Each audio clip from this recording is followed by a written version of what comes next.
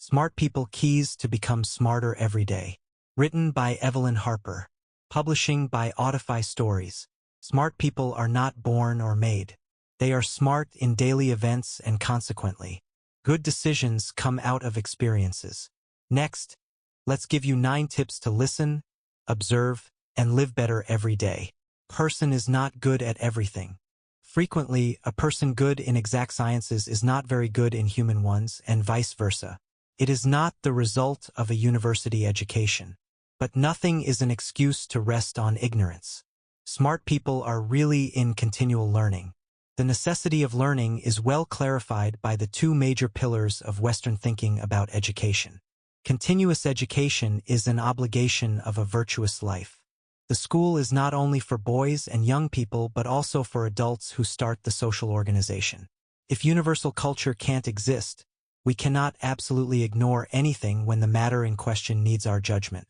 Knowing brings a retreat from all suffering. Ignorance is the enemy of life. Good examples are given by smart people, but frequently, the behavior of others can take us to the lesson of making exactly the opposite choices. There are success cases during life from whom we can extract the best lessons. We know people who make the same mistake more than once, but the experience is only an example of loss instead of learning. Experience is the gerund of the verb to know.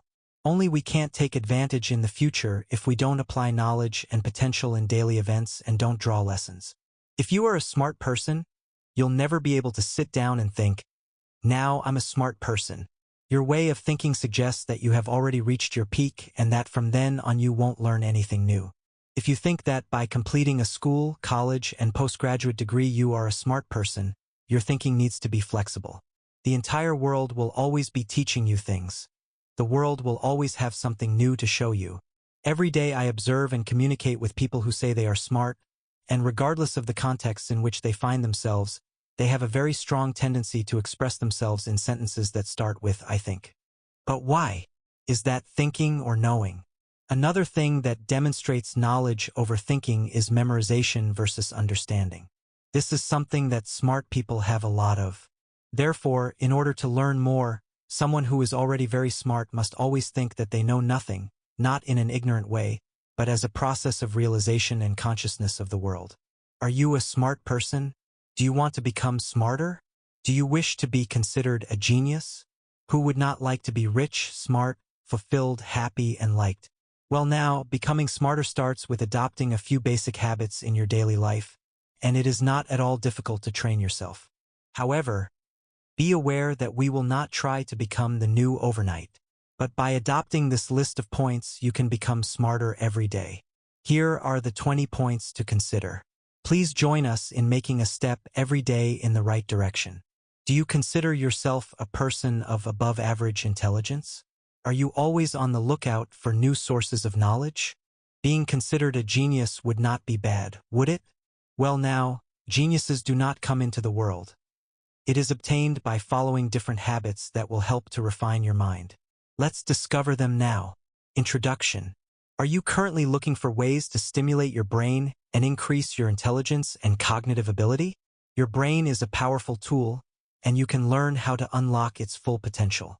Employing steps to increase your intelligence can lead to a better quality of life. Grab your reading glasses and begin training your brain using tips and techniques. Explore these top proven tactics to take brain training to the next level. Are you ready to get smarter with time? The world and your brain are an open opportunity to improve themselves continually. Our brains have been evolving for millions of years. Staying interested in new knowledge or activities stimulates your brain, and engaging in a challenging task offers a means of growth.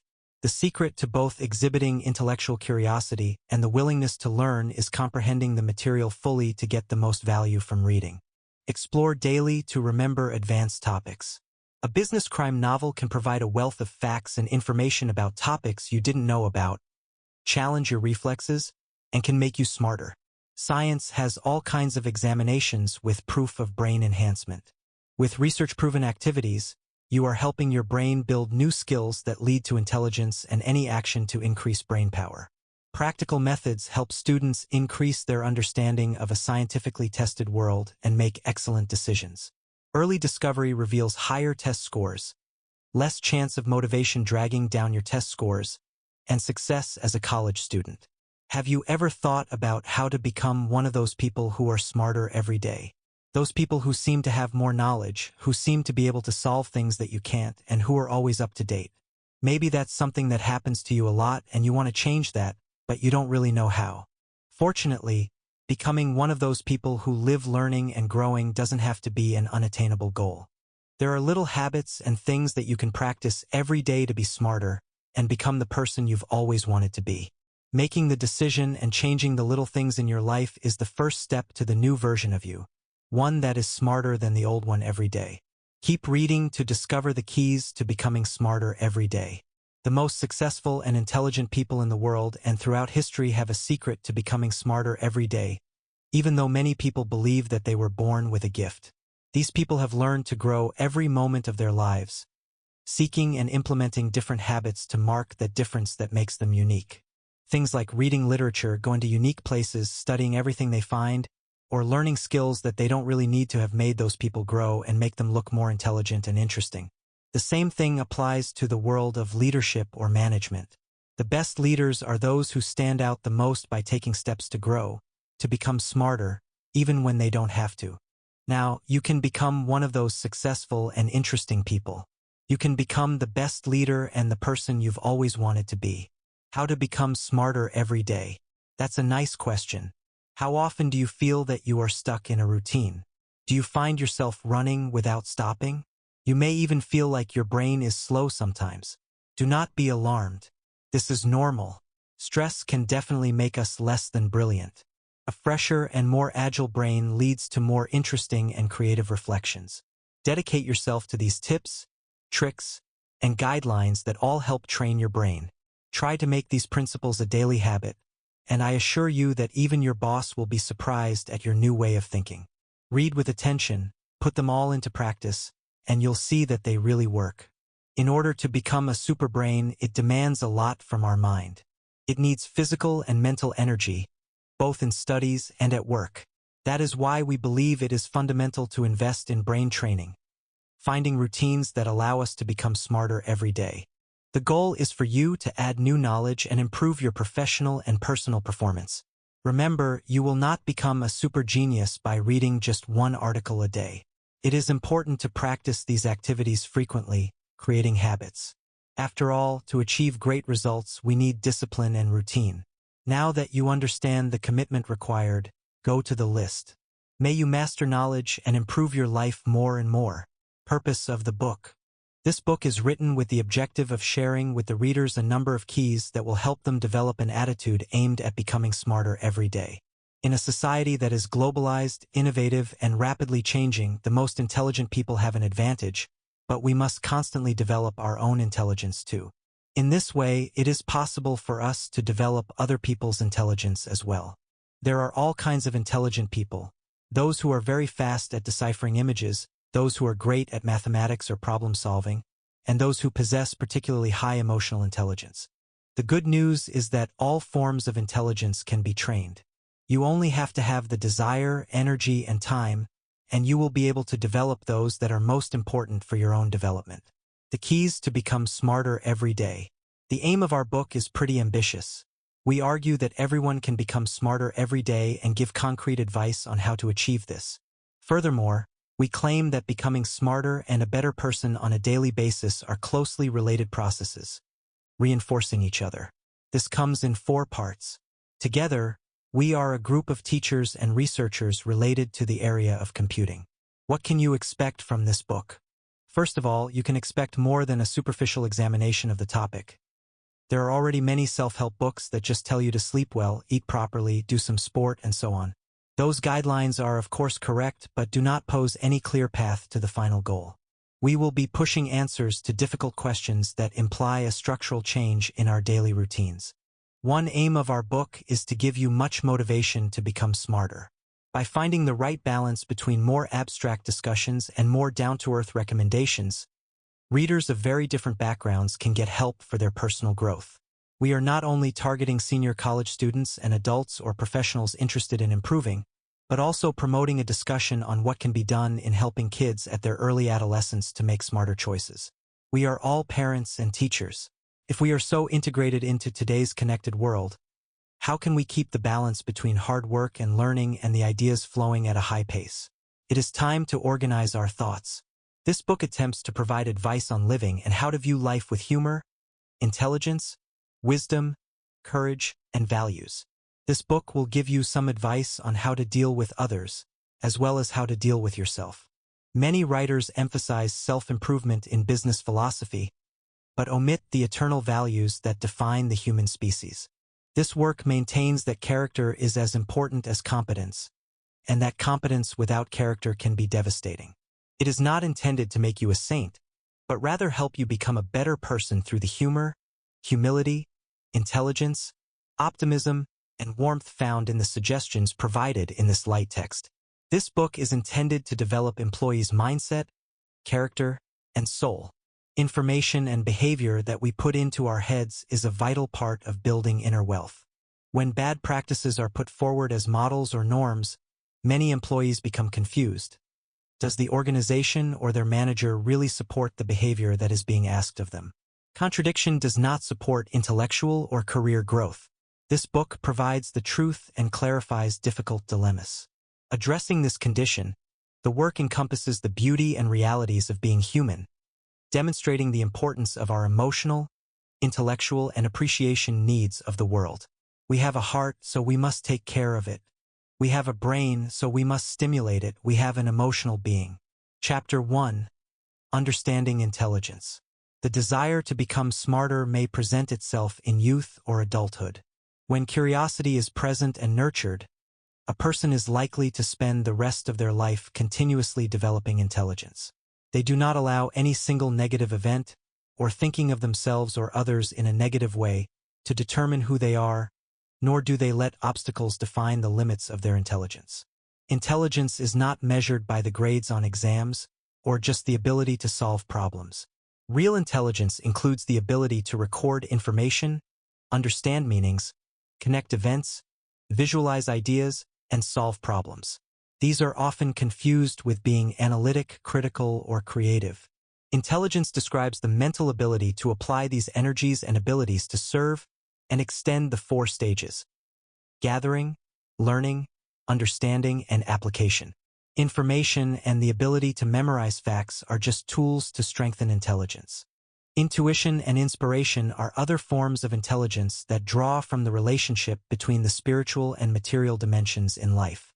It is intelligence that determines how to use this accumulated knowledge and skill to make life a more enjoyable process, create new values, and solve problems. One time, someone asked, "How many feet are there in a mile?" To everyone's surprise, the person didn't know the answer. "I make it a point to never commit to memory anything that I cannot look up in a book," he replied. It is amazing how people thought they were going to catch him on a dumb mistake and he had a smart answer instead. To anybody else, this answer would be a good excuse for not knowing. To him, it was not worth knowing such a useless thing at all. He should know some of the secrets of getting smarter every day. There hasn't been a bachelor's degree in stupidity and a master's of intelligence. Yet there are people who are smarter than some college graduates with low IQ.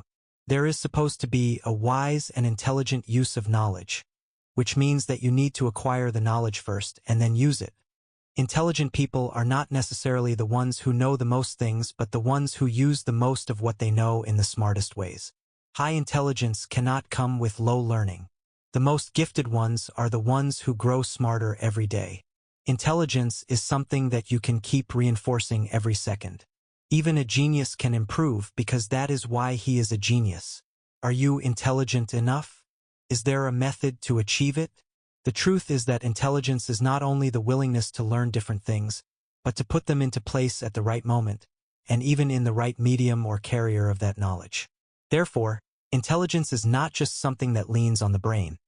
It is the powerful force that provides not only economic and social success, but also the possibility to build new developments and innovations for humanity. Nevertheless, knowledge can provide such achievements only when you understand that it fits into a bigger and organized world structured by values, culture, morals, religion, natural laws, and resources. Then, knowledge can create opportunities if linked with discipline and ethics, yielding combinations that can create great potential for yourself and for everybody. But all of us know perfectly well that there is no room for casualness in a so-called smart professional.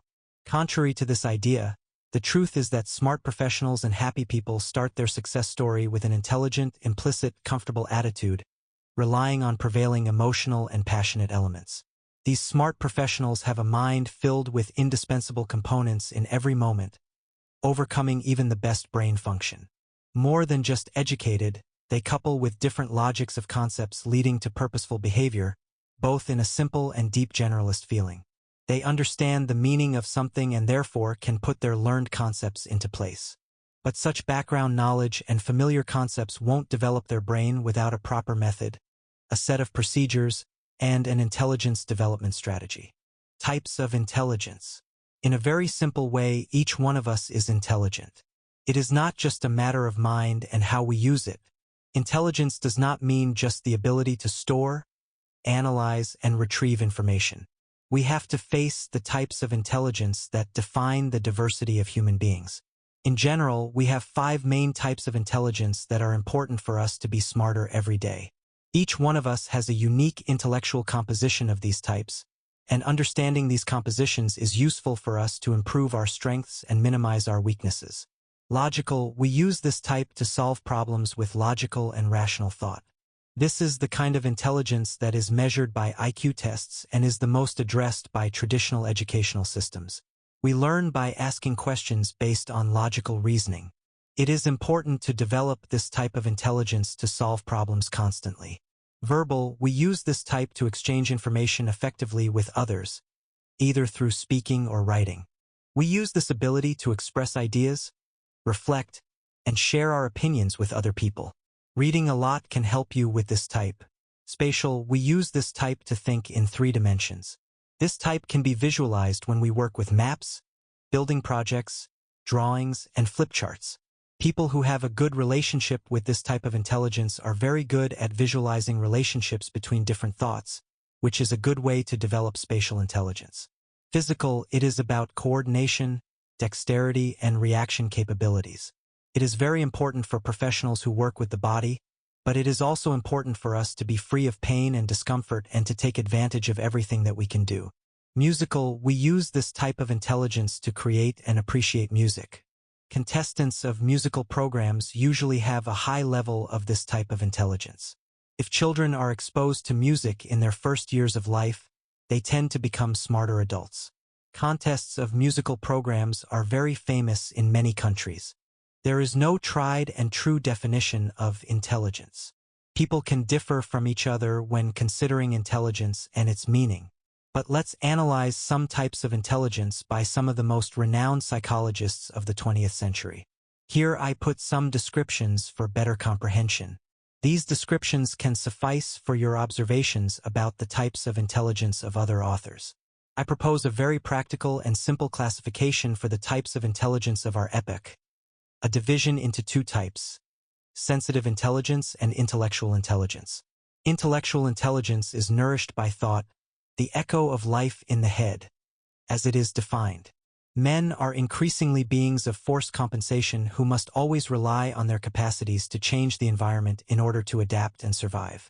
From this environment sprout what is called sensitive intelligence and the quotient of emotional intelligence of some theoreticians.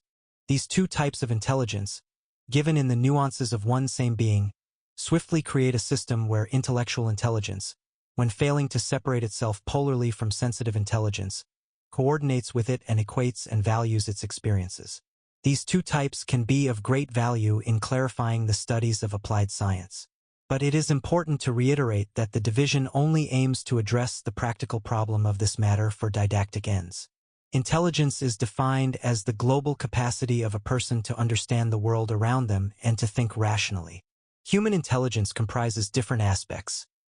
Understanding, which includes problem-solving capability, critical observation, abstract thinking, and learning from experience. Humans employ different types of intelligence to complete various tasks. These types of intellect are responsible for developing unique skills. There are 3 types of intelligence: instinctive intelligence, rationality, and emotional intelligence. Instinctive intelligence. This type of intelligence is unique to humans and classifies all human problem-solving capacities in terms of environmental elements. Personal instinctive intelligence can be divided into two important subfeatures: motor instinct and analytical instinct. Personal taste and instinctive responses are simplistic demonstrations of instinctual language. Instinctual language consists of self-automated processes of instinct development and continues with effects, threats, solutions, and inventions. Different species exhibit various kinds of instinctive intelligence, and this intellect is passed on from generation to generation. Rationality. The rationality process is the foundation of wisdom and allows wisdom to grow and fortify development. It is seen as the intellectual process between the unconscious and the subconscious, as well as the conscious and the reflective. This process can be considered a faculty of awareness and development or awakened and conceptual intelligence. The broad goal of personal intellect, recognized as the rational mind, is to accumulate knowledge and data and use that information to make decisions based on prior experience, observation, and understanding. Effort is demonstrated by the realization of rational and objective decisions. Emotional intelligence. Another significant type of intelligence is emotional intelligence.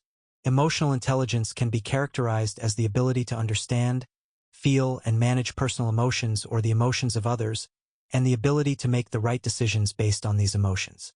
Emotional intelligence consists of 5 main features: knowing one's own emotions, managing one's own emotions, motivating oneself, identifying the emotions of other people, and managing the emotions of others. Emotional development is connected with communication, and human progress and learning play a significant role.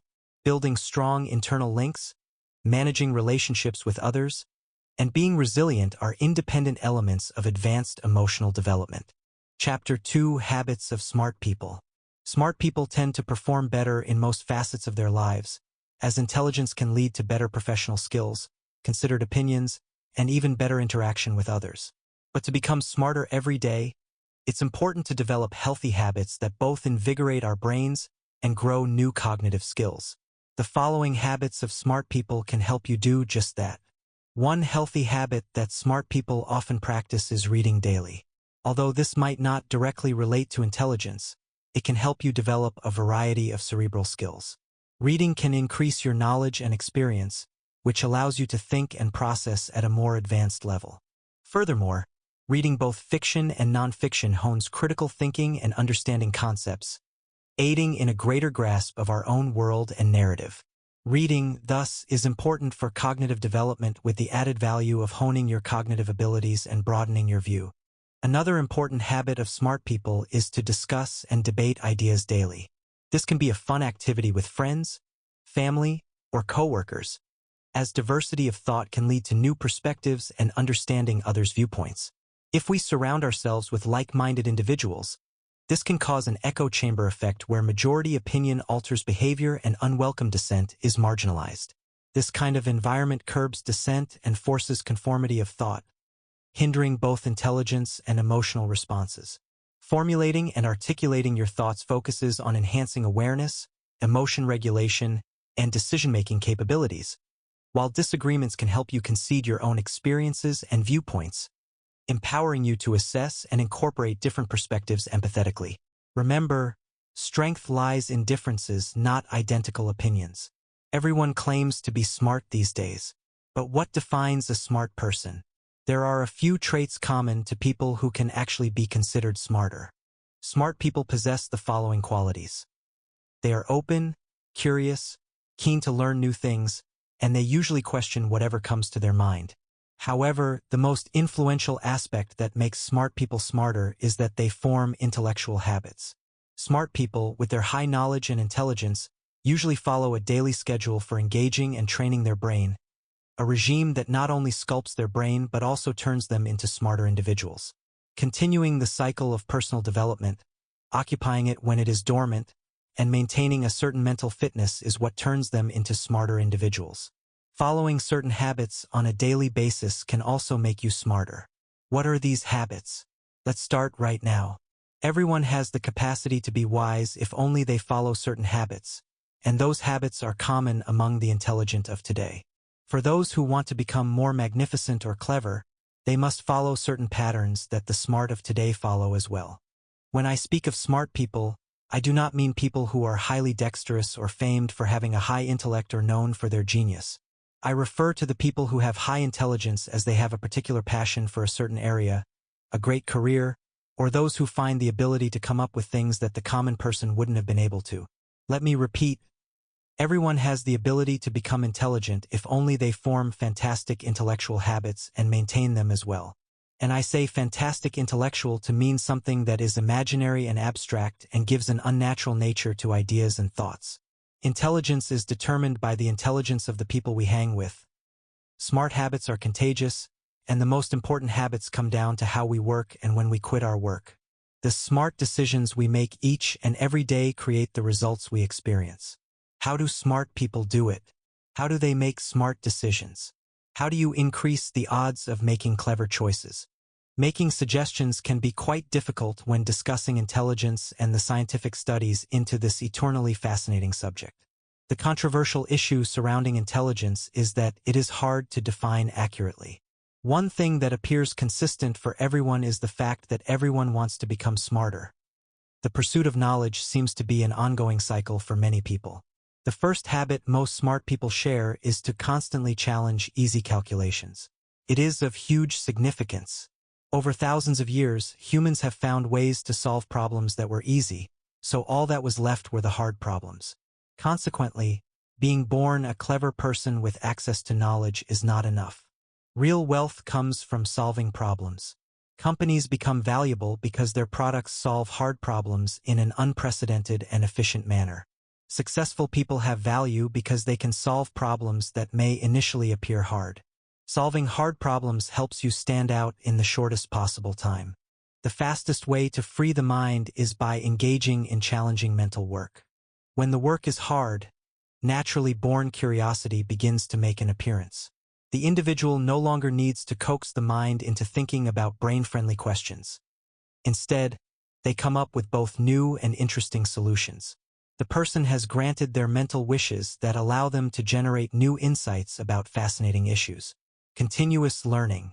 Continuous learning has become such an important component of professional work that everyone is in favor of it. Employers, trade unions, universities, consultants. In Europe, it is associated with lifelong learning. In a dynamic environment, some skills have a half-life of 5 years and today are obsolete.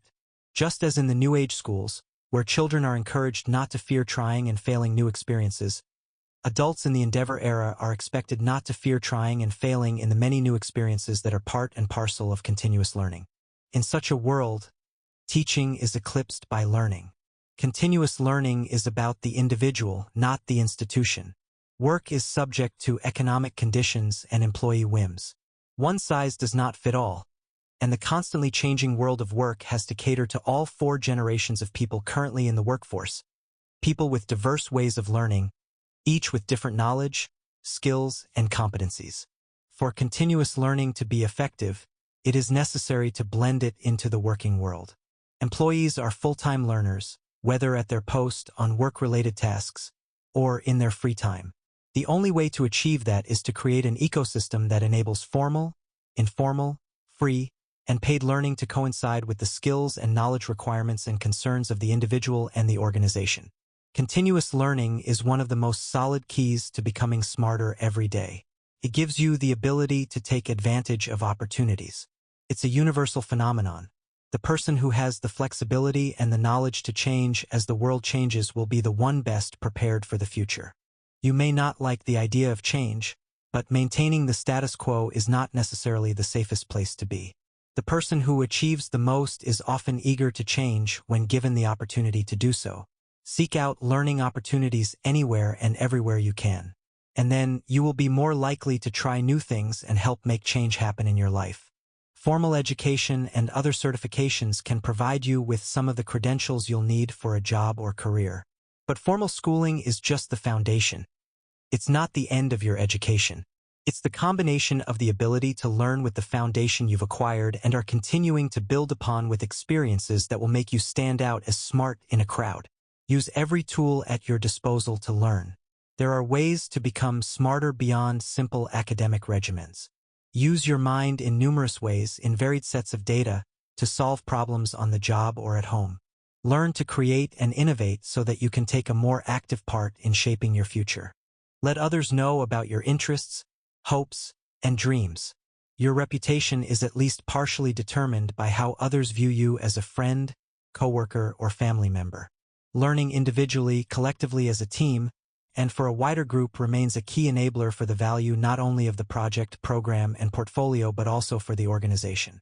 A continuous desire, enthusiasm, and appetite to learn, explore, experiment, and share can enhance the success ratio and subject matter authority in all aspects, including project management, program management, and leadership. Learning operating systems, tools, plans, and environments to maximize benefits by exploiting underused capabilities to develop best practices often involves incremental steady improvements and occasional major transformational initiatives.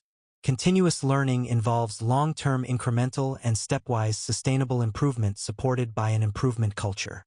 Exploiting the existing systems and tools to learn deeply and to the maximum benefit for optimizing the overall systems and tools learning benefits is a continuous embrace of change that includes exploring, expediting adoption, and changing habits and associated behaviors. Smart continuous learning starts with embracing the organizational personal learning and growth journey. Early additional effort, a mature system attitude, and taking on additional challenges to embrace, develop, enhance, and sustain benefits that add value can be part of the investment for planned incremental sustainable system and process improvements. Curiosity and the desire to learn are key essential personal attributes for becoming a project and program management leader and expanding the culture of continuous learning and improvement. Small and sustainable incremental benefits, including finding hidden features and new ways of using tools, can be a gentle way of embracing continuous learning and opening the engagement door. Small smart benefits models, proof of benefits, and consistent realization of benefits challenge others to seek additional value, engage, get involved, and contribute to fast-track realization. Optimizing personal and organizational value will grow continuously with the needs and requirements for development support across projects, programs, portfolios, and the organization. Smarter leaders deploy, embrace, nurture, and sustain the culture of continuous learning using the elements of talent, capability, capacity, benefits, systems, and tools as keys. Chapter 3. Critical Thinking. Critical thinking is not about finding the absolute truth. It is not a hard science like math or physics. Critical thinking is about being aware of a situation and taking action to be better prepared to analyze it. It is not about knowing more, but acquiring some skills to let you know and learn more effectively. Critical thinking is often used to disprove, but it is also used to construct. A critical thinker looks for evidence and data to validate an idea or project.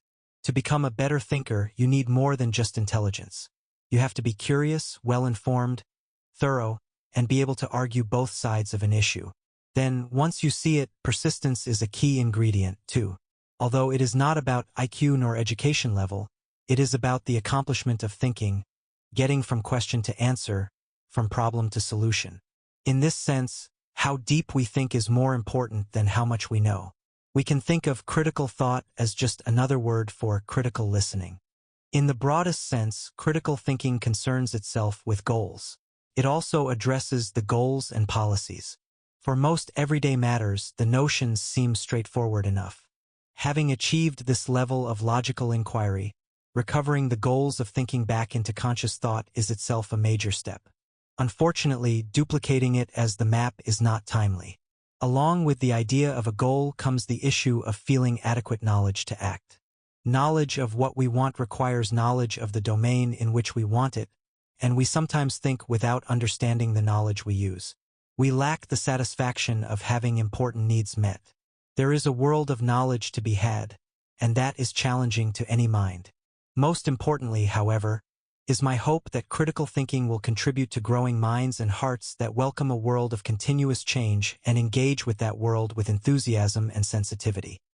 When you're seeking to become more intelligent every day, you should make critical thinking your bread and butter. This involves more than becoming smarter. It involves growing healthier in every way. If your health is not in top shape mentally and emotionally, everything else can go downhill fast. Many people believe critical thinking is an inborn trait, but I'm not so sure. I think we all need to spend time thinking critically about our lives, our circumstances, and our options. The virtue of learning critical thinking is not the ability to win debates or prevail over dissent, though it can certainly add tools to that particular arsenal. It's not about making choices for others or mandating that they make choices for you. The virtue of learning the processes for thinking critically is asking the questions, seeking honestly for verifiable evidence, and reaching your own personal conclusions while respecting the same right in others. Indeed, in today's information-besieged world, those who seek to influence others far too often depend upon their audience not thinking critically, not asking vexing questions, not seeking to validate information, and not sticking to their own strengths in the pursuit of truth, or reapproaching old truths in a new way. Importance of critical thinking. I don't think there is anything more important or exhilarating than to engage in the pursuit of knowledge. We have so many deep-seated assumptions about so many things that it's very difficult to stand back and critically examine them. Not only that, but it's a little bit scary. We get our view from the media and from colleagues and from so-called experts, and then we crystallize our views. Then, when we hear of someone challenging them, it's threatening. We often respond emotionally rather than critically.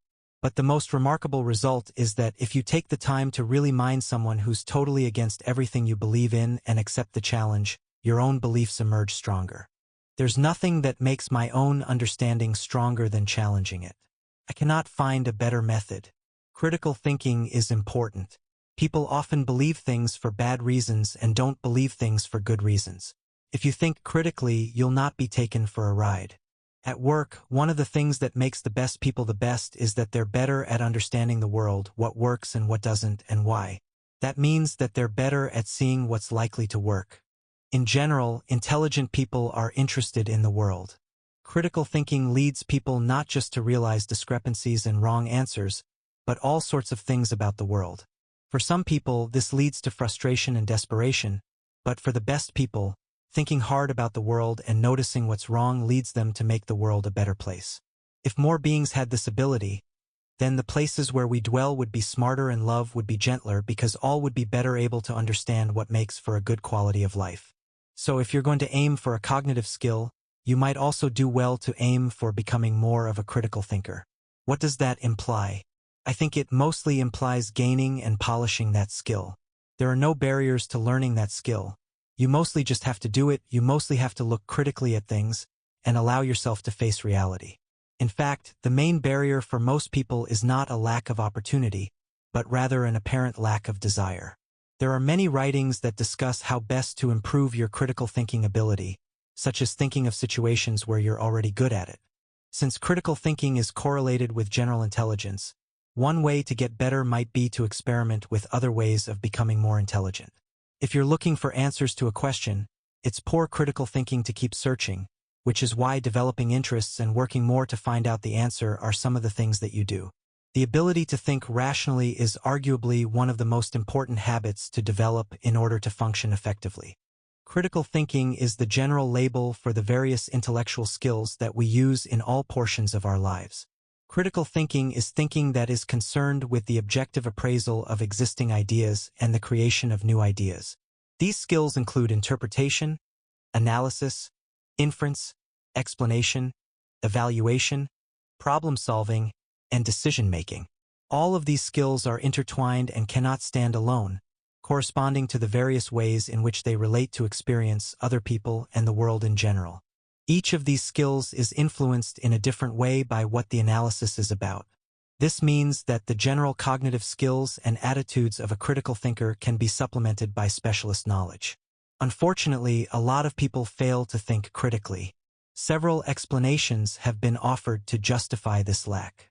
The first of these is that people ask for critical thinking when what they really want is for other people to be persuaded by good arguments. The second explanation is that people tend not to be critical thinkers because they are not rational. This explanation is based on the reality of motivation and emotion. Each person lacks motivation to think critically and has various beliefs and desires that tend to affect his or her reasoning in ways that favor conclusions that fit with those beliefs and desires.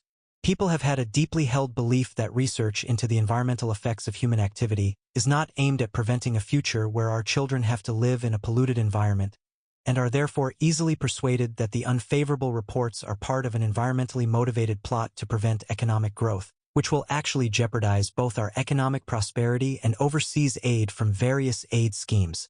Chapter 4. Problem-solving skills. As a part of my problem-solving routine in daily life, I question all matters and events that happen around me. To do this, I create short time periods each day to concentrate on observing my surroundings at a unique location. During this time, I often sit at one of the tables in the large lunchroom where many visitors to the facility come for refreshments. At this location, I have an excellent position to observe some of the center's events. During these periods, I concentrate on watching as objects are being worked on by human hands. I ask myself these questions.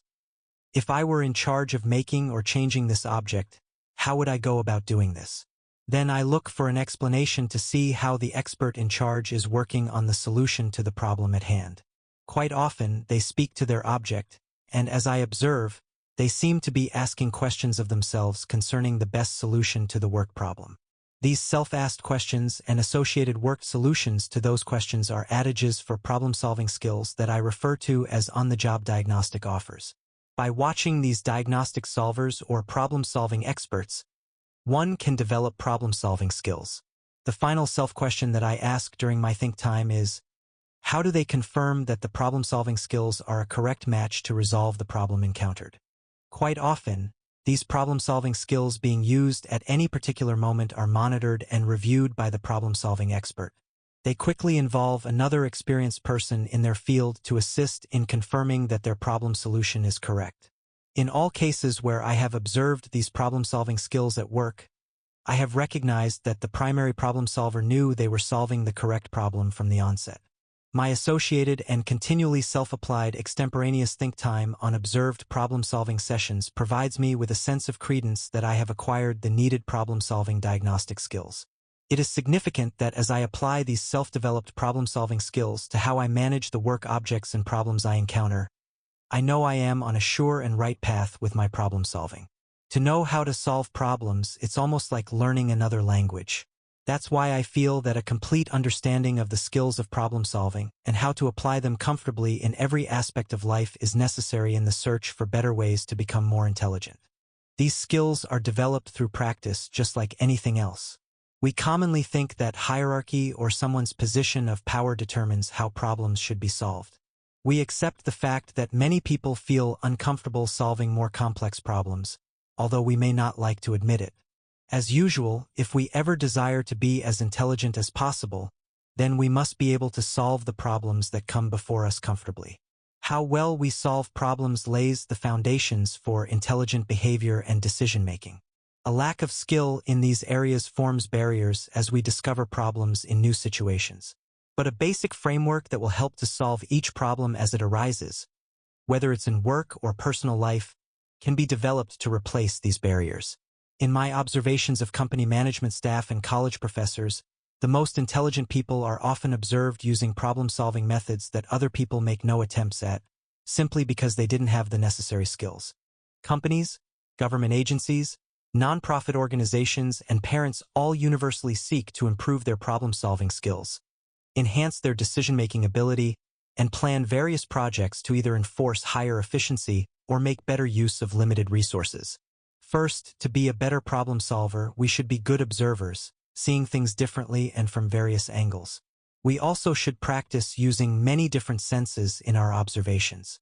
We have to remember, though, that what may be a fact for one thing may not be a fact for another.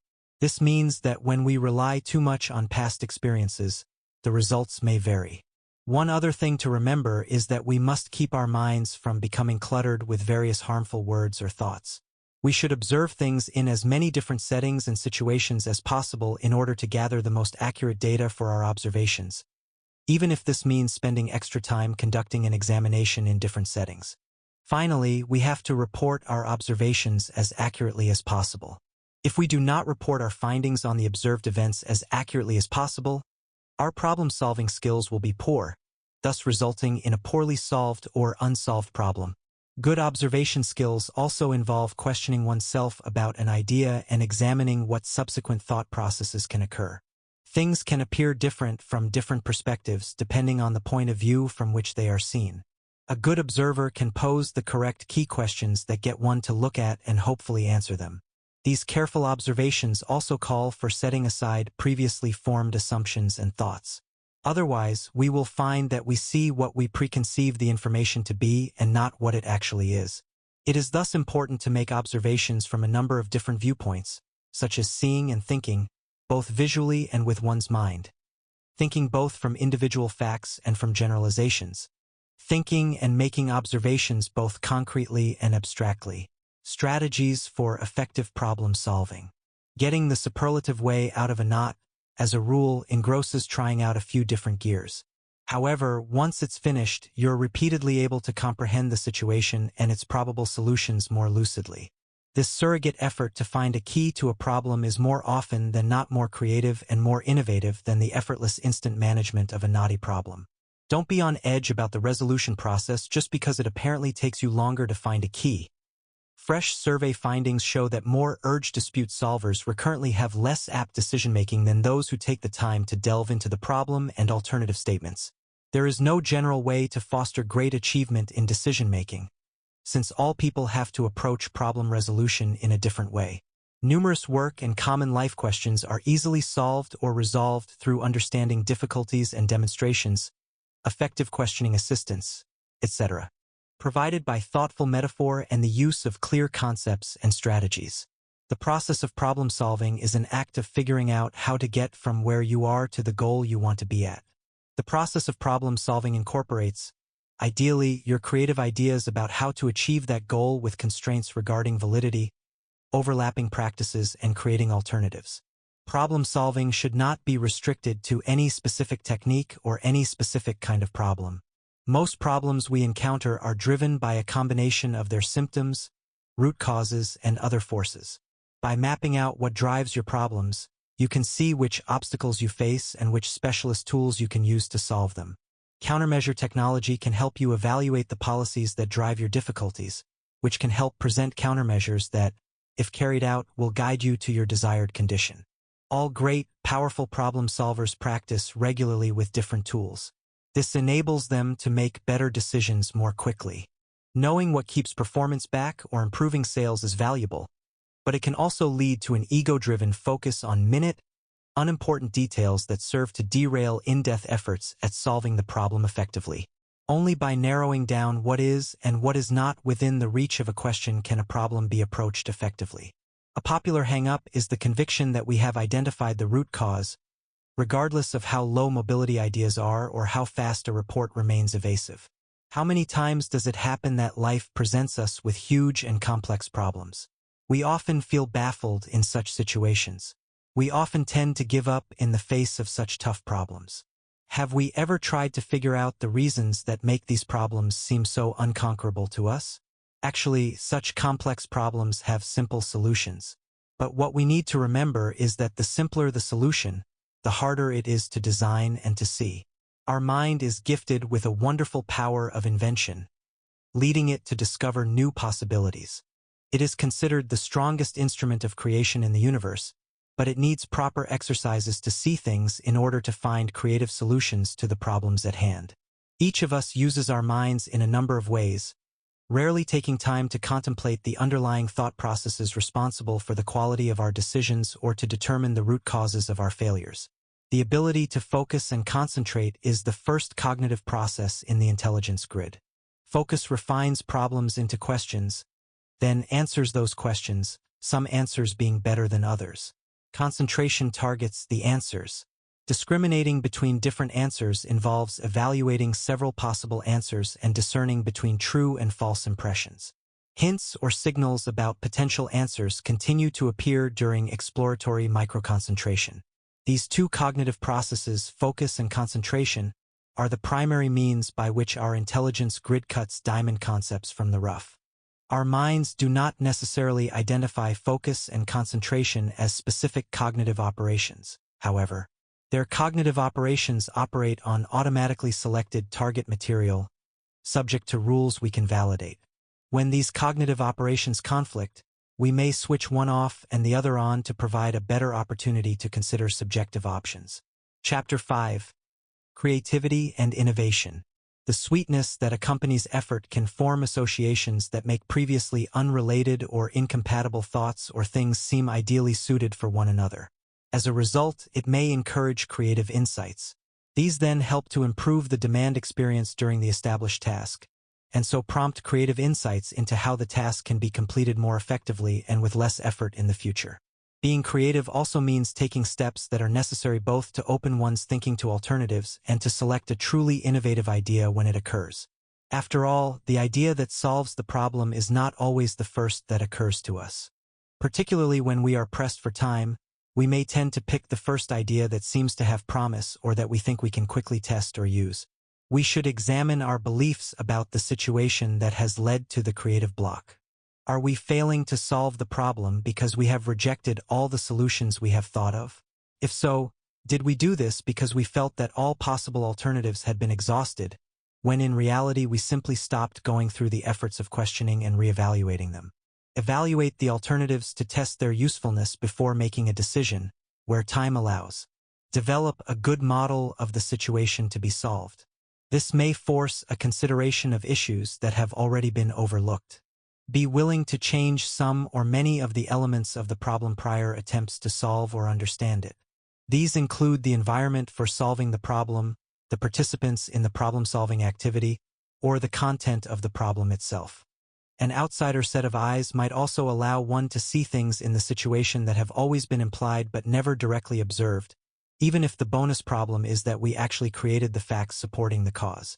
Creativity is the engine that drives innovation, which in turn is the only way for companies to continue to grow and succeed. Creating new things and challenging the existing way of doing things is essential. Each one of us needs to be creative. Creativity does not mean painting a masterpiece or inventing a vaccine. It is about making a difference. Very often you will challenge an existing norm, and in the process also challenge the status quo. This requires self-belief and having the courage to face up to your personal fears and gain a reputation for being creative. Innovation is essential for a company to enjoy sustainable growth and to compete in an increasingly complex international business environment. In the last 50 years, we have seen companies rise from obscurity to dominate business. These have followed the principle of never tolerating a process or product for more than 10 years. If it is older than this, then you need to come up with a new way of doing things. This is not an easy task and requires enormous intelligence, effort, dedication, and creativity. Enhancing your own creativity and ability to develop new things is a crucial element of becoming smarter and more successful. So much time is spent on educating people simply to do existing tasks. We need to sharpen their creativity and develop their appetite for inventing the new in order to stay ahead of the game. 1. Creativity is the essence of adaptation. Innovation is a natural capability, but we have to train it. It needs practice, training, and warm-up. One way to develop innovation is through humor. This is undoubtedly one of the basic characteristics of creative people who are able to laugh at themselves and turn their mistakes into opportunities to grow and develop. We have to be flexible and open-minded in order to innovate. We must be aware of our surroundings because this gives us a greater understanding of change, and big ideas may come out of this. 2. One example is the story of two companies. One was a seller of shaving machines and the other one sold meningitis vaccines. Though the companies and the products could not have been more different, they were put together in an innovative way. Since meningitis affects men's beard area, we will obtain a more direct path with the people we want to reach, said employees of the company in charge of meningitis vaccines. And it worked. Sales of the meningitis vaccine increased significantly. They created a new and original proposal. This way of thinking, turning a matter of life or death into a men's only problem, may seem simple, but it is much more complex. This is innovative thinking, which is creating new or modifying what already exists. This process generates a better idea, which could be the launch of a new product or service, a new business line, or a simple concept. Fostering creativity. To promote and encourage the development of your creative potential, it is also appropriate to establish your range of concerns, thus areas in which creativity and originality will be sought. If you do not focus your reflections in some defined spheres, their results may scatter, spread thinly and weakly over many subjects.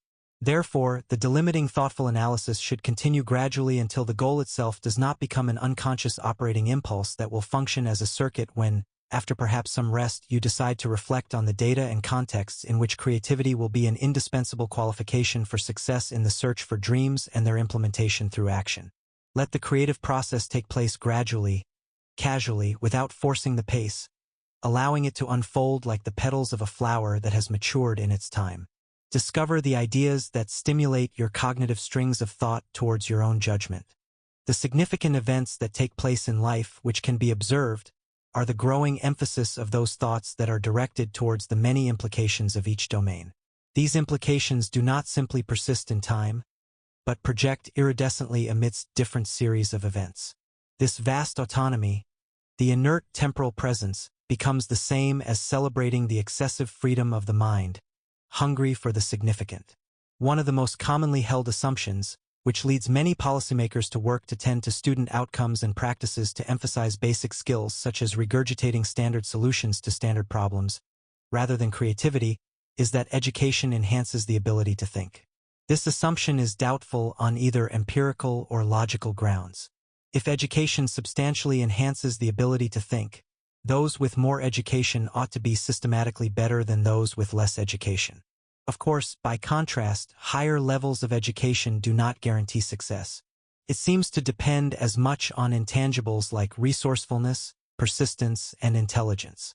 Instead of improving the ability to think, education tends to supply consumers with the ability to think. It falls to us as thinking people to foster creativity and the habit of using intellect to imagine, create, meet, and solve new challenges while living and working in the world as it is, and to transmit this philosophy to our children. Creative thinking should be evidenced in every area of human endeavor: schools, student activities, artistic creations, speech, dress, buildings, products, culture, and the way people manage their lives. Countries will stretch to grasp the future only if their people become flexible, talented, and good problem solvers, and overcome the barriers that hold them back by meeting and taking sometimes untrodden paths. Amazing things happen when we face the unknown and engage with the uncomfortable. First, it provides the opportunity to learn something new. Reframing the way our brain processes information creates opportunities for new neural connections and psychological breakthroughs. Pathways in our mind are formed through a process called myelination, analogous to a canvas being woven with threads. Novel activity triggers myelination by switching the status of neurons with a fatty substance called myelin. Myelin speeds up transmission between neurons and is a byproduct of learning. The more you activate neurons, the more sophisticated and efficient they become, a sort of workout for your brain. Facing your fears activates your brain in new ways, ultimately making it faster by enhancing the infrastructure of communication among various parts. Second, we open up the door to becoming smarter. Engaging with fear frequently and intensely forces us to learn. Skepticism, when we are forced to rethink and confront our assumptions about a situation, activates parts of the brain involved in planning and fine-tuning its understanding. Finding the patterns and structure in the chaos allows us to instinctively react to new circumstances and challenges. The biggest lessons in life come when we are facing a loss. Engagement provides us with opportunities for this growth that we otherwise would not experience. Regularly finding ourselves in uncomfortable situations trains our neural networks to adapt more quickly, enhancing executive functionality. Chapter 6. Emotional Intelligence. Emotional intelligence has to do with how effectively we integrate emotion and thought. Emotional intelligence promotes the creativity and motivation needed to generate useful answers. Positive emotions enhance problem-solving abilities. Emotional intelligence has a larger impact in determining a person's satisfaction than pure intellectual reasoning power. The good news is that we really can become more emotionally intelligent at any age. Emotional intelligence refers to the capacity for recognizing our own feelings and those of others, for motivating ourselves and for managing emotions well in ourselves and in our relationships, the hallmark of the mature person. When there is a high level of emotional intelligence, the individual embodies certain qualities. The concept of emotional intelligence is still new, and a considerable amount of new research is being done. So far, scientists are discovering that people with high emotional intelligence have an advantage in life. They are more adaptable, more resilient, and more effective in their everyday lives.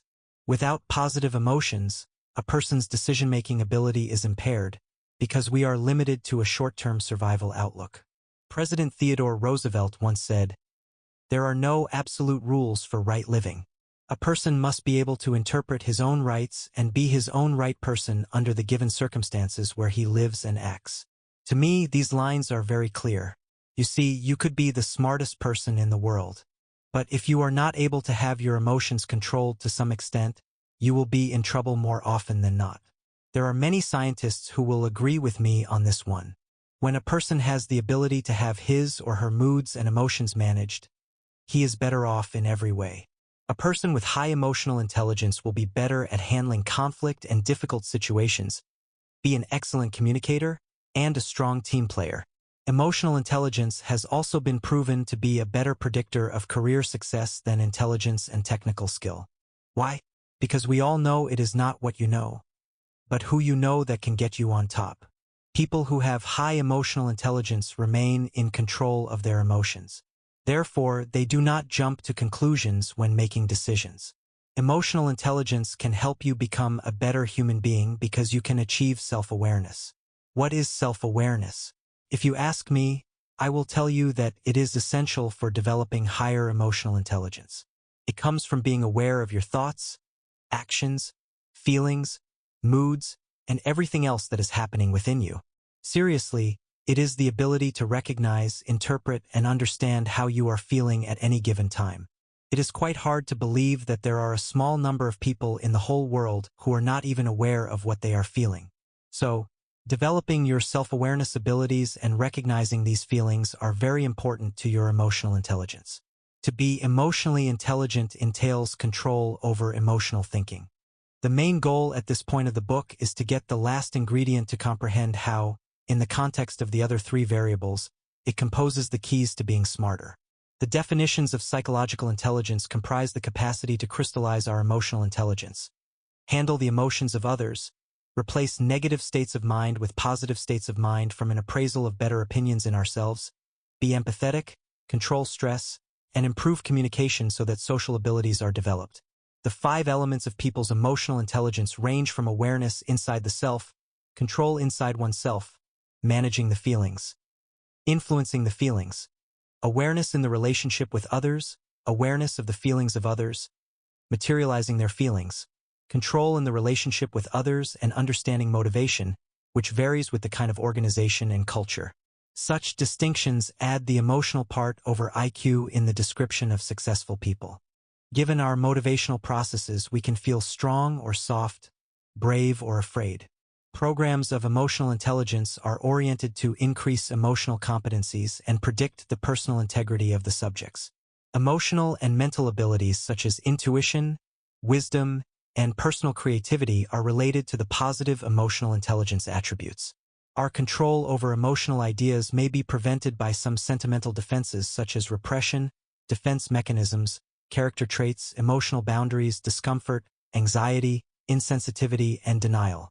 Attitudes such as intuition, enhancement, confidence, non-competition, competence, benevolence, sensitivity, adaptation, relaxation to enjoy lifestyle, and spirituality have a high impact on the emotional intelligence grade, as much as an orientation to the understanding of our thoughts and providing them with meaning. Understanding our personal worldview starts with understanding the emotional aspects and the development of personal sensitivity. Our personal satisfaction and our mental abilities, including perception, memory, character, thought, and motivation, are important directions.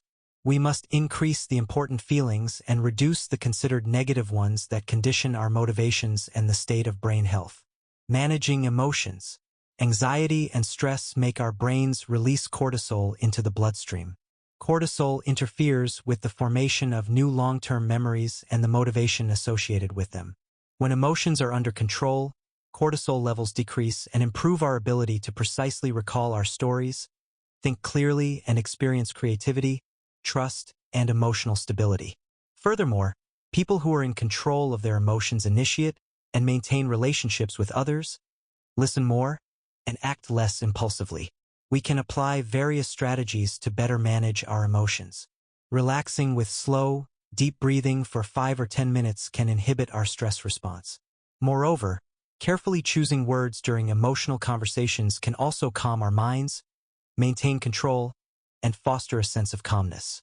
For instance, replace expressions that magnify the unstable situation, such as, "I am panicked because," with "I am worried because."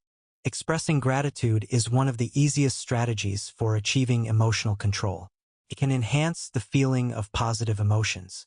Listening to favorite music, spending time with pets, or simply disconnecting for a while, taking a short walk, or having an uninterrupted lunch can significantly increase our emotional control by changing our virtual and physical environments. Indeed, under the principle your body affects your mind, a few minutes of essential exercise can help increase the secretion of neurotransmitters that maintain concentration, motivation, and clarity, search for innovative solutions, and ease tension. Furthermore, keep in mind that taking care of your emotional well-being is fundamental to dealing with significant implications for your physical and cognitive health. Before starting on the road to intelligence, we need to bring emotion into balance. People are more easily frightened and manipulated when their senses are heightened. Business leaders take full advantage of this, particularly in the selling of goods or services, and in the political arena. Even long-established news agents take advantage by broadcasting dramatic news in pivotal ways. They have known for decades that the public is much better informed when receiving relevant details over time rather than all at once. Specific things that fatten your senses include alcohol, drugs, certain herbs, excessive violence, adrenaline from sports, relationships, sex, and money. All of these things release hormonal chemicals in your body that raise your physical senses. Withdrawal does just the opposite. All you need to begin is focus. Without a mind committing solely to the task at hand, intelligence doesn't even get started. It all comes down to attention. Next time you want to impress, tune in and listen to information, and you will suddenly become smarter in the eyes of others.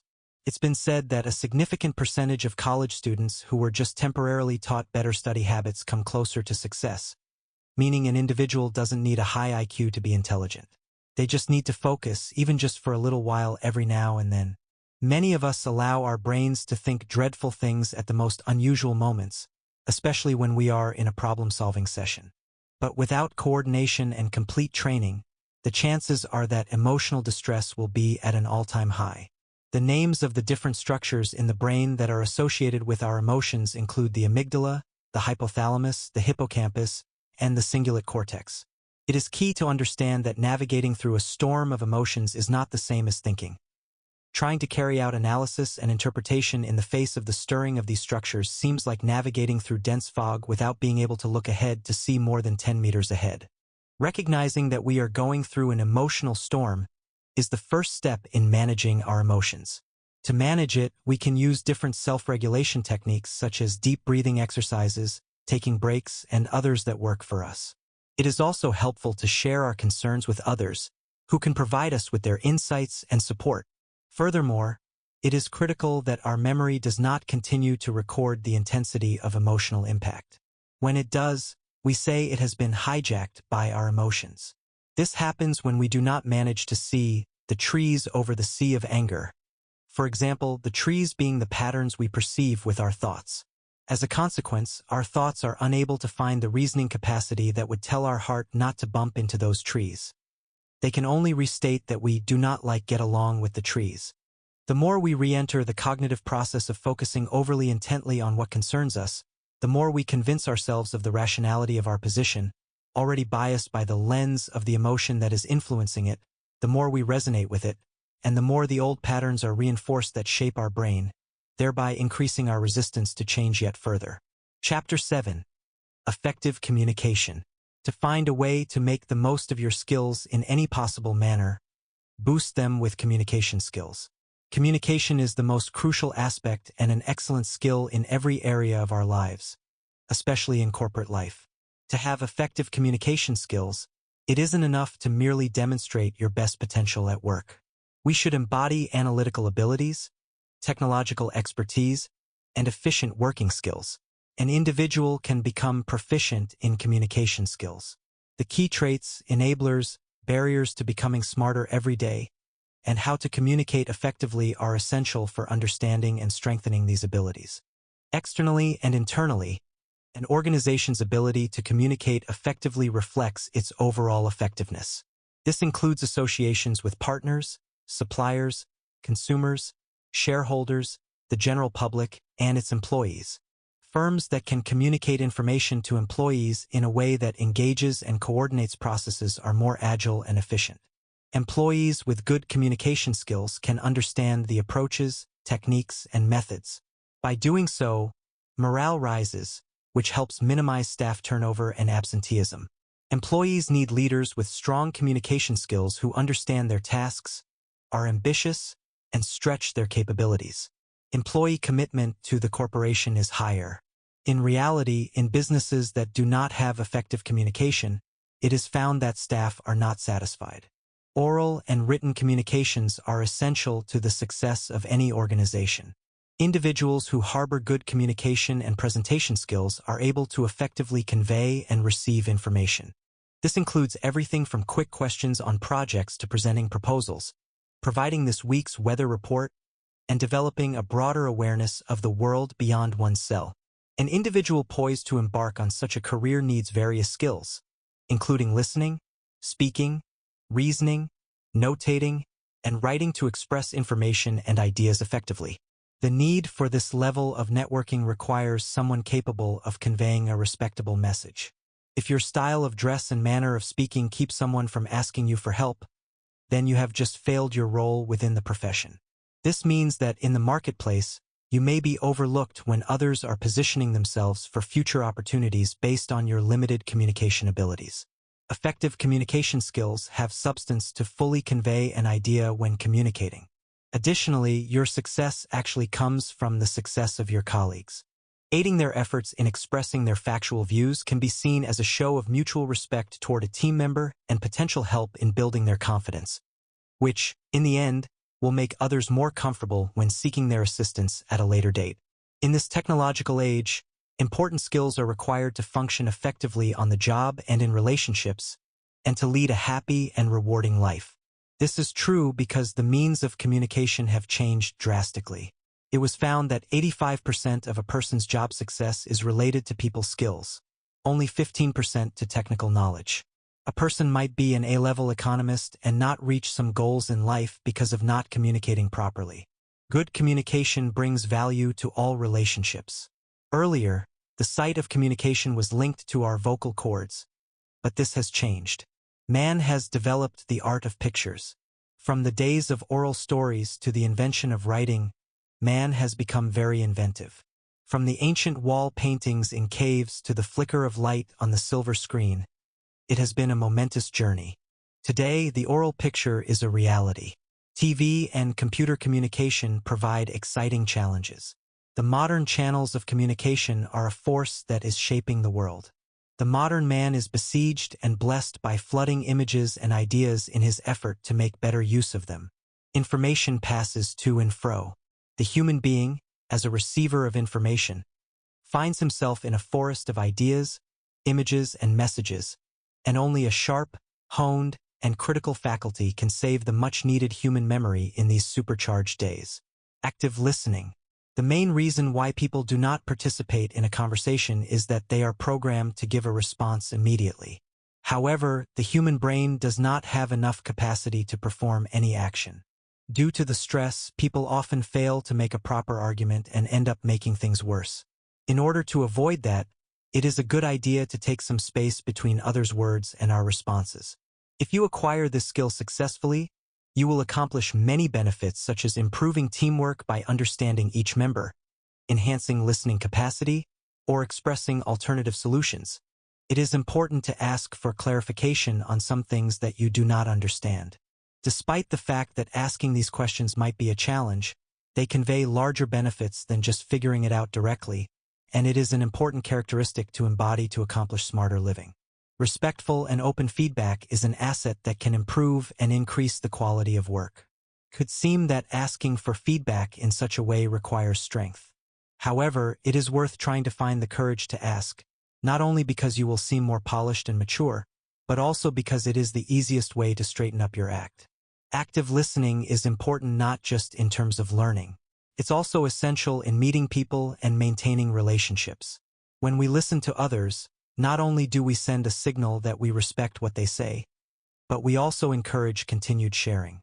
In exchange, we learn more and get closer to the speaker by making them feel important.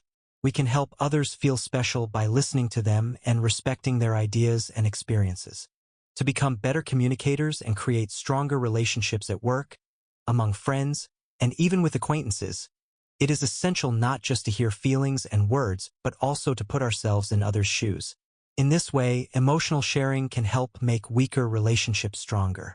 It is important to listen, understand, and share, because even if you've heard part of the story previously, your knowledge remains independent of your emotive understanding. People trust and listen to you more when they understand that you understand. Good listeners make good hosts, leaders, doctors, and teachers. In short, listening helps provide a safe communication platform where trust and dialogue can flourish. Realize that understanding the essence of a person is the only way to find a means to a compromise between the two of you. It also allows you to help. This is the key to successful negotiations, transactions, relationships, etc. Otherwise, what do you need any information for? The outside world is a large pool of data. At first, everything is mixed up in the pool and you do not understand anything. A certain event happens and the mud settles. Then you can understand what was what. With active listening, swimming in the pool, you can push through the surface and have a chance to see what is baseless and what is seeking your help. It is a concentric circle radar peaked at various center points of a person. Meta-attitude. Before going on with the practical tips, I'd say the major point that rules them all. One word of all the thousands. Meta-attitude. First and foremost, you have to think differently, or at least want to think differently. It's not about listening. It's about being ready to listen. Having a doubt in the infallibility of your own viewpoints. The possibility that the other person is right. Be willing and don't be afraid to turn into the person that could provide the solution to the enigma of communication. Chapter 8, Time Management. Time management is the art of managing the amount of available time effectively and efficiently to help you avoid time-related stress. It also helps you do things you enjoy and live a higher quality of life. Effective time management means increased productivity, better professional reputation, less stress, more time for leisure activities, better sleep quality, sound health, and more job satisfaction. Poor time management can cause a waste of time, loss of opportunities, deadlines that are too heavy, and lack of free time, which can lead to stress, reduced quality of work, and also financial penalties if assignments are not completed on time.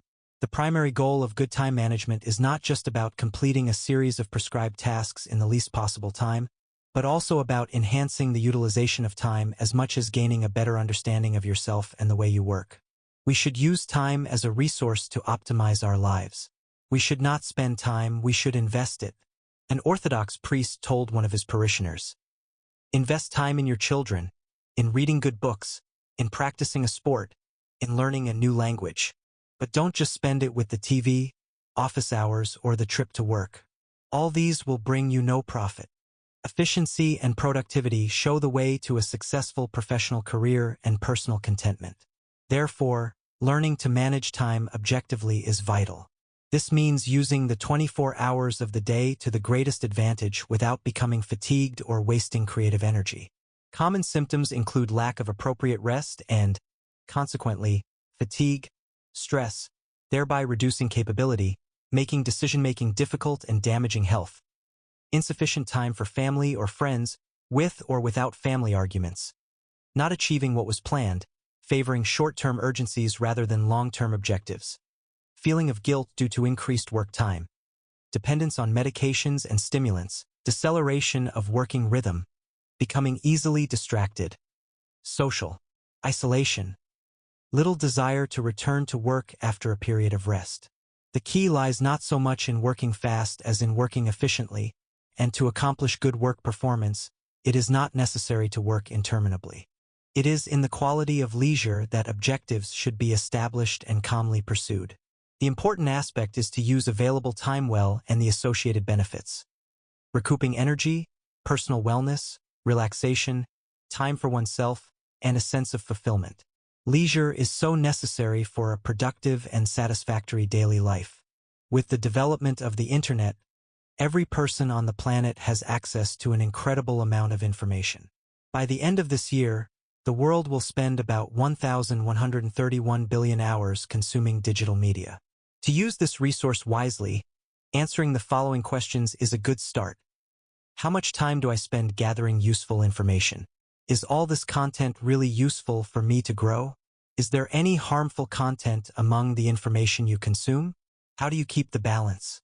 It can be very difficult to maintain your productivity in today's environment of a never-ending bombardment of multiple streams of incoming content, with emails, texts, instant messages, voices, and more coming to each of us. These inputs may arrive with the same volume and intensity both inside and outside our working hours.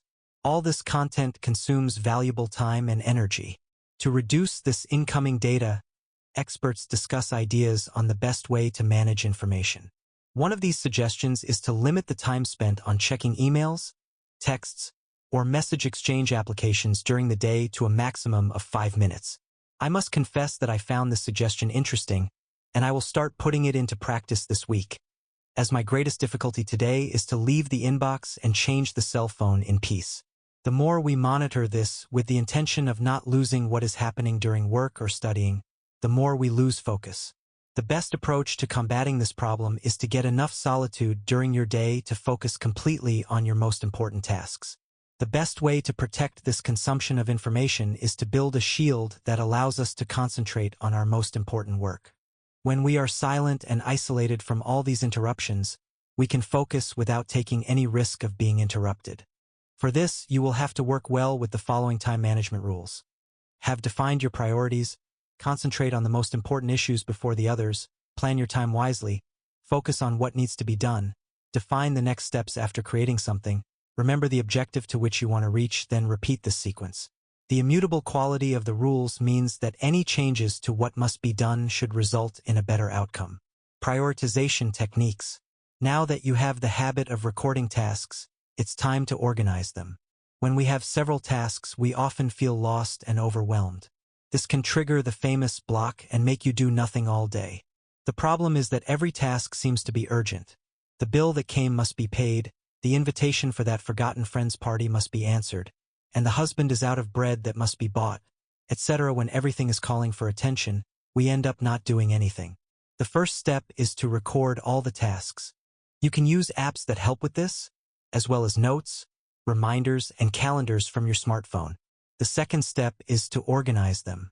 For this, you will need a board. It allows you to create columns to better separate your tasks. The columns I use are planned, today, and importance. In priority, it's easy. They go tasks that have deadlines set by other people, but as they receive a percentage of importance, you don't prioritize them against other people's urgencies. Examples of these tasks are that on day 3, you have an appointment at 6:00 p.m., so every day in the afternoon, a reminder can be set to create a task to leave work early or to give the waitress extra money for your son to go to the school dance. When it comes to our daily lives, we often confuse the idea of being productive and completing many tasks with success. To be productive really and effectively, it means to produce more in relation to the resources used. It has nothing to do with completing a series of activities in a given period of time. Productivity is focusing on the most important tasks and making those produce results, whether they are personal strategic objectives or day-to-day tasks. When it comes to these day-to-day tasks, it usually leads to issues such as lack of time and, "I must manage my time better." This phrase consists of the problem. We cannot manage time, and time doesn't change or expand or shrink. The earth continues to spin, and we can't change that. Moreover, if we do our new task of managing time well, life can become a bit stressful. When we stop to reflect and take advantage of the resources of life, we begin to enjoy our days more and have a more prosperous life. What we can manage, in fact, is the use we make of time and, primarily, the use we make of the resources we have available in life. And for that, we need to set priorities. When I hear someone complaining that it is not the right time to start a new enterprise, project, or academics, and even that it is not the ideal time to insert healthy habits into their daily lives, for example, the lack of time enters the scene as something that constitutes a major factor. I start asking questions about how the day is, how the week is, if they like what they are doing, and other types of questions related to the management and priority of their actions. Normally, 9 out of 10 people work on autopilot. They just act. We do everything we have to do, according to what we have in our hands, without even questioning whether we should do something with higher priority. Everyone treats their time as if it were the same as that of a billion-dollar businessman. Spending on the purchase of a calendar or an electronic device with a digital calendar makes all the difference in the world, taking control of your life and business. It is worth remembering that time is democratic and does not wait for anyone. As much as possible, we all have 24 hours a day to use. The key factor in managing your time well and emerging as the only commodity that cannot be replenished or replaced is to have control over each minute and manage where you spend it. The fact that you can and must decide where your time will be used to improve the quality of your life and the prosperity you will achieve plays an important role in this aspect.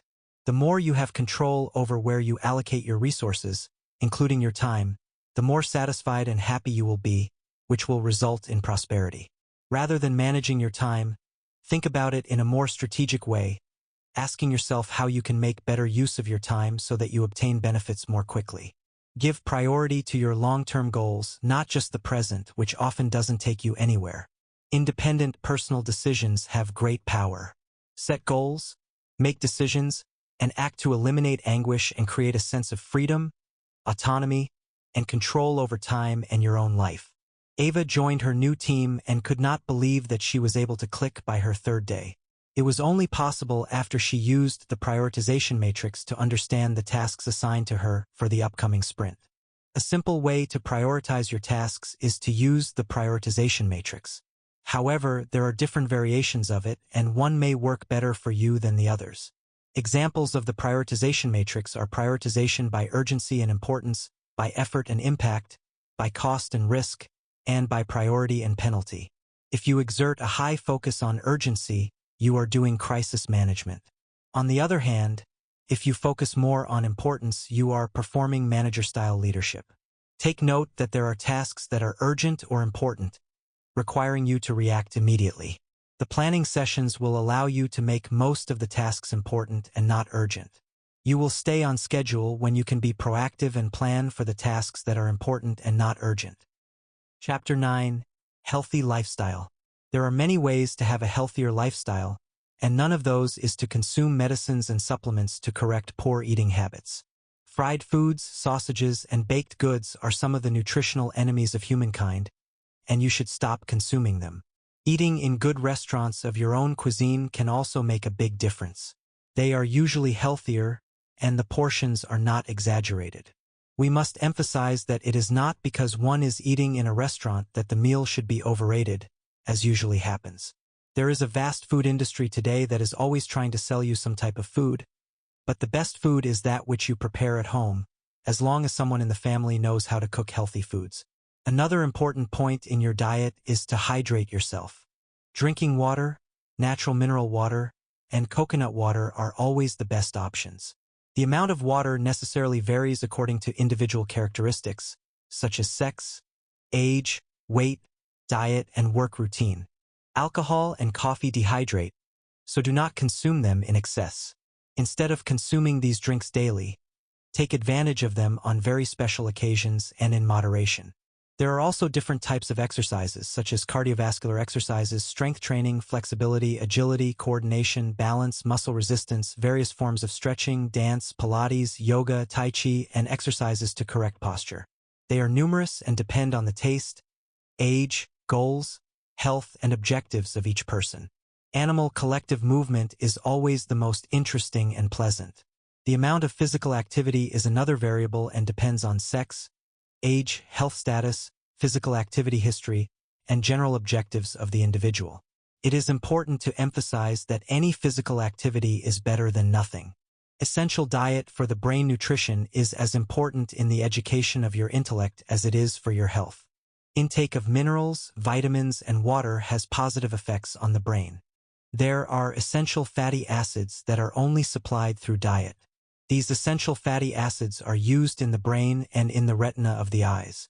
Several vitamins from the B-complex group and vitamins C and E can help improve our thinking and memory. Essentially, the food that you eat provides the brain with adequate energy to perform tasks better. You may be surprised to learn that the brain is supposed to be the first body organ that shrivels. However, that is not the case. The brain is the last organ to survive after a body is deceased. Therefore, it is important to remember to nourish our brains with the right food. Foods like cottage cheese, spinach, lettuce, licorice tea, seafood, grain products, multigrain cereals, red potatoes, whole wheat bread, pasta or crackers, grapes, and water are brain foods that specialize in using particular parts of the brain effectively. Eating meals in small portions can help increase the performance of the brain. Meals with little carbohydrates can help make the brain sluggish. Eating dopamine-rich food can give a more positive attitude and help improve performance. We started our conversation by agreeing that intelligent people should have a high standard of culture, be in good physical shape, and not be fanatics of physical activity. The concern to be a more intelligent person should be balanced with other concerns such as social life, love, work, and celebration. I talked before about how taking care of your body is important for this. Health is a primary concern as a support for important life components: leisure, work, spiritual life, and love. I do not think it is so that we can work, exercise, cultivate ourselves, and go crazy in our lives. Keeping our health is important, not so that we can work, but precisely the opposite, to reduce the necessity of work. Because if we do not work, we will not feel bad, we will not feel useless, and we will not feel the lack of people and the enjoyment that work gives us by feeling useful and bringing comfort to friends and family. If we maintain a healthy, adequate, balanced diet, control and appreciate our body, and practice physical and leisure activities that continue to stimulate our intelligence, relax, and keep us healthy, we can be more relaxed. We can perceive the beauty of things and the world, and we can increase our sense of worth. All this may seem somewhat foolish or unnecessary, and may even seem wrong to us. At breakfast, in the street, receiving a message or email, here at the station, at the university, in conversations with friends, and also at home, we perform many micro-behaviors, eat quietly while talking with family, and converse while walking or at the table. We should also take pleasure in cultivating ourselves, our intellect, and in developing our memory. Happiness, intelligence, and success in formal education are closely related to balance in concerns, which should be integrated with everyday life in informal education. Here, it is quite possible to describe formal and institutional education as just one part and one more cause, adapting informal and autonomous education to our narrative. On the other hand, I would like to believe that by reading this text, the balance in other aspects considered necessary is justified. If you want to study or review your memory and try to optimize your learning, work in a standing position, and seek help from others. Importance of physical exercise. Undoubtedly, physical exercise is as important as is customarily defended. Every adult must do exercise regularly to keep his or her body in good shape, as well as to give it the needed strength to support the type of life he or she leads. However, people should be aware of the benefits derived from exercise while growing up, beginning with school age. Physical exercise might not always help one look better, but it certainly serves as training for the brain. Research demonstrated that students who participate in sports perform better in exams. The reasons are simple. While one performs physical exercise, the brain is stimulated to produce substances that make it function better. Consequently, students who do sports develop their cognitive capacities better. Neurocenters all over the world proved that the development of the lyase neuroexplanatory system increases the production of the right substances for the formation and improvement of learning. This is the reason children, youth, and adults who have lyase neuroexplanatory system improve the development of all of their capacities. A concentrated student can study in 4 hours the amount of content that a distracted student would need 12 hours to learn. Anyone who wishes to learn how to enhance their creativity and intelligence can do it. It is not that it is easy, but it is simple. That means there is a set of mental attitudes and behaviors that directly affect your mind and your mind's capacity to solve problems, think, interpret, or evaluate anything you wish to focus on. One of those behaviors is to constantly challenge your mind, to test its equilibrium, to make it go out of its comfort zone, always facing new difficulties. The body and the mind are emotionally a single whole. The body does not produce the mind's feelings, nor is the mind just the producer of the body's motions.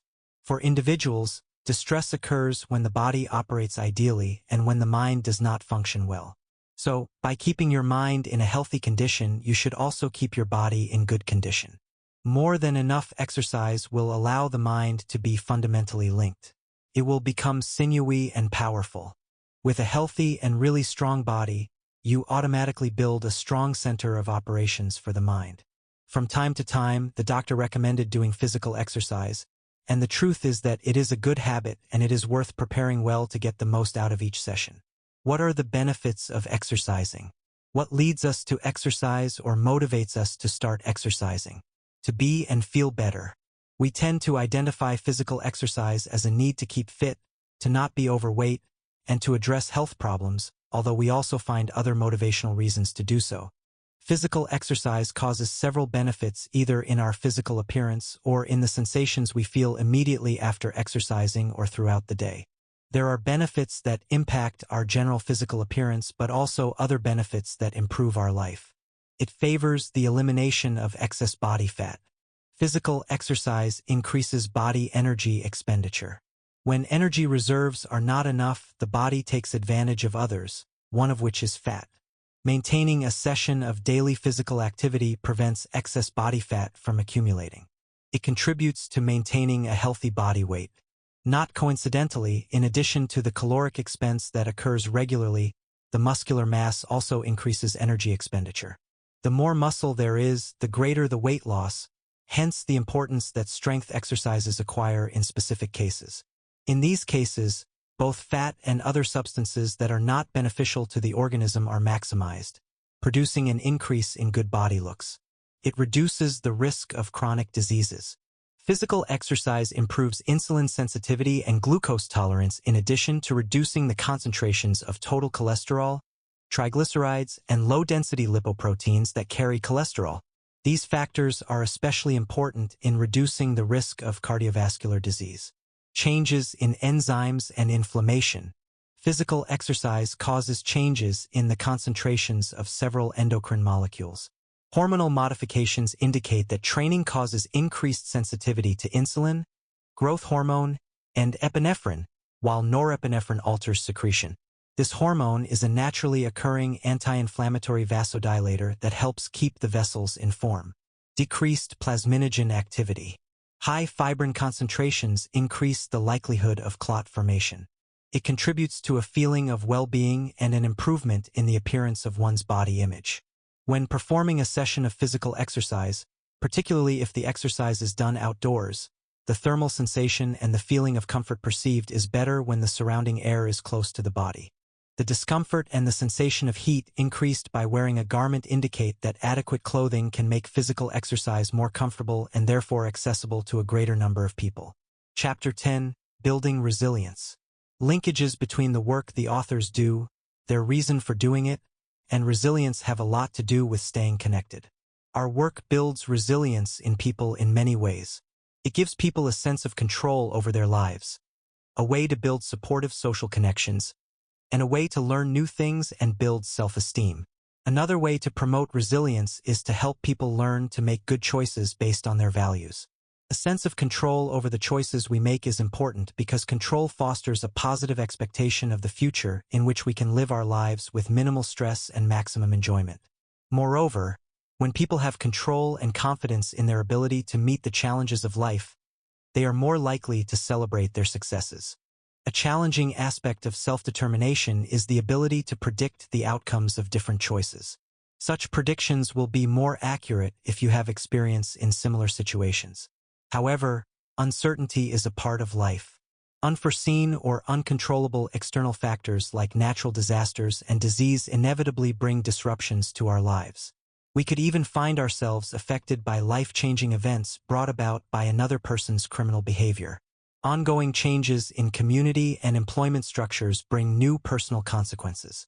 The more external change we experience, the greater our likelihood for post-traumatic stress disorder, a painful and impairing syndrome that may be diagnosed up to 6 months after onset, or in the presence of persistent symptoms, 6 months or longer post-onset. Resilience isn't a quality that's available to some and not to others. It's a characteristic that grows through adversity.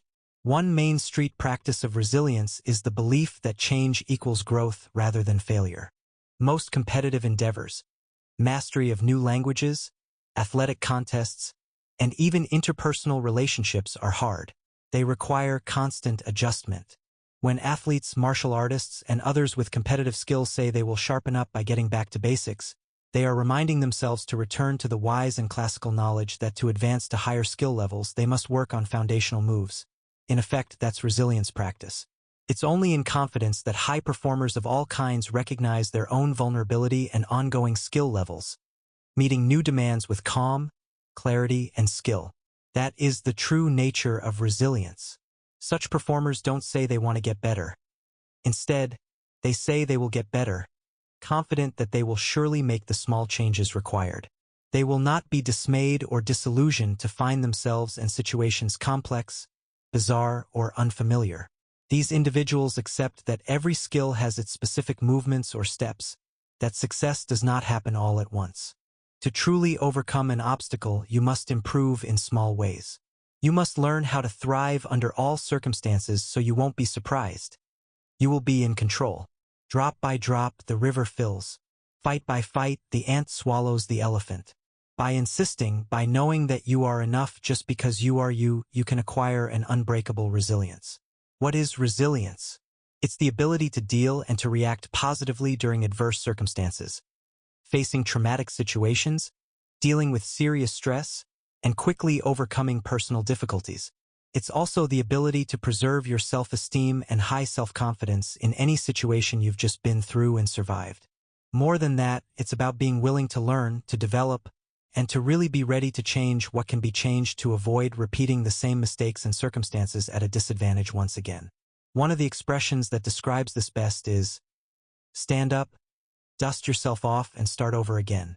Come back stronger and willing to exceed yourself one more time. Building resilience is a consequence of many previous attitudes. If you think this approach is about anticipating everything that can happen, simplifying strategies to shorten the difficulties, and automating solutions so you can decay in peace, forget it. It's about constructing a solid personality, a permanent mindset always ready to believe in yourself, develop yourself, and move on. It demands a lot of constancy, a lot of bravery, attitude, time, capacity for learning, and for taking advantage of all difficulties faced, as well as moments of doubt. You know that old theory that we only really learn when we go through a difficulty bigger than ourselves. That's what occurs when we are resilient. We learn and really change, we grow. Coping strategies. The scourge of addiction, especially drug addiction, is becoming a problem in society at large. Ignorant people are tempted to take drugs for a variety of complex reasons. Whether they took the drug to improve the quality of their health or to seek pleasure, taking drugs can damage the brain. Nowadays, athletes wary of diseases regularly go to the gym and practice yoga, but rarely, if ever, think of engaging in cognitive training. Is it true that they see the intelligence level of themselves or the general background of their relatives and assume that they cannot change their inherited intelligence? Or that their intelligence comes from natural talent? These ideas are misleading and suggest that success comes automatically without any effort. Understanding what makes you smarter can help you improve your brain, which will help you become a smarter person. 1. Mastery thinking. People often believe that their goals and intelligence are unchangeable. People with a growth mindset are always learning new things. They think long-term and believe in sustained effort. They are motivated to explore new things and develop themselves further. 2. Study consistently. To get smarter, you need to be consistent in your studies. Make sure that your study and self-study time is regular. This means maintaining focus and avoiding distractions during study time. Even intelligent people must be persistent and learn new knowledge. You have to be diligent and avoid laziness. As a result, your intelligence will improve day by day, and your quality of life will enhance. 3. Developing memory ability. Cultivating an interest in learning memorization techniques can increase memory skills and improve thinking ability. 4. Use proven study methods. People who have less developed brains often use techniques such as rote memorization and reading to acquire knowledge. In contrast, those with more developed brains tend to use effective learning methods they have developed themselves, such as summarizing patient symptoms and actively testing themselves. It goes without saying that the daily lives of people experiencing chronic pain are often difficult. Pain can lead to a wide range of secondary problems, such as the inability to work, social isolation, a lack of medical care, and emotional upheaval. Auxiliary strategies are methods of coping with physical pain that cannot be relieved through surgery, injections, radiofrequency therapy, electrical stimulation, medications, or other methods, such as alternative therapies or other physical or psychological pain management methods. Because there are innumerable ways to try to cope with pain, people experiencing chronic pain may become overwhelmed and pessimistic, often biting at bait that presents no realistic possibility of relieving their pain. Use this list as an aid in your quest to find an efficient way of coping. Combination approach. Implementing a mixture of methods is frequently more effective than using a single approach. For instance, addressing the physical and the psychological aspects of pain. Collaboration with healthcare providers. Make sure to work with reliable professionals. Prior to starting a new treatment, be familiar with the problems regarding its maintenance, side effects, and dependence. A treatment plan should include methods of pain control in addition to other techniques of reducing pain. Exercises. A good workout largely assists in the building of strength, relaxation, and the reduction of both pain and stress. Mind-body relaxation techniques like biofeedback, hypnosis, tai chi, and yoga help with the reduction of pain by teaching you how to lessen focus on pain sensations. Due to their effectiveness and their support in clinical research, these methods are regarded as evidence-based auxiliary strategies. The human brain is like a muscle. If you don't exercise it, you won't make it smart. Although intelligence and brain activity are associated with what we are given, we can train our minds and enhance our potential every day. Becoming smarter is about taking personal responsibility for expanding your horizons and increasing your brain capacity. The following keys can help you become a smarter person. 1. Read. Reading can be a great way to exercise your brain. It requires you to look at symbols and translate them into images and words. Reading a novel and imagining it in all its grandeur requires the use of various structures and networks in the brain. There are many genres to choose from, but if you are truly looking to make yourself smarter, why not read about subjects you know nothing about? Learning new things is always a good idea if you want to become smarter. 2. Meditate. Meditating has a number of health benefits, including enhancement in cognitive function. How exactly does meditating make us smarter? By allowing us to perform better on tasks that require sustained attention and improve mood and increase the motivation to learn. These necessary elements for learning include meditation programs, but that does not mean you should rush into the practice. Slowly ease yourself into meditation, and do not overwhelm your brain with information overload. This will help you relax instead of just achieving clarity. Chapter 11. Cultivating Curiosity. Humans are fundamentally curious. That curiosity is the foundation for learning, and because it's so basic, curiosity is also the foundation for learning just about any skill.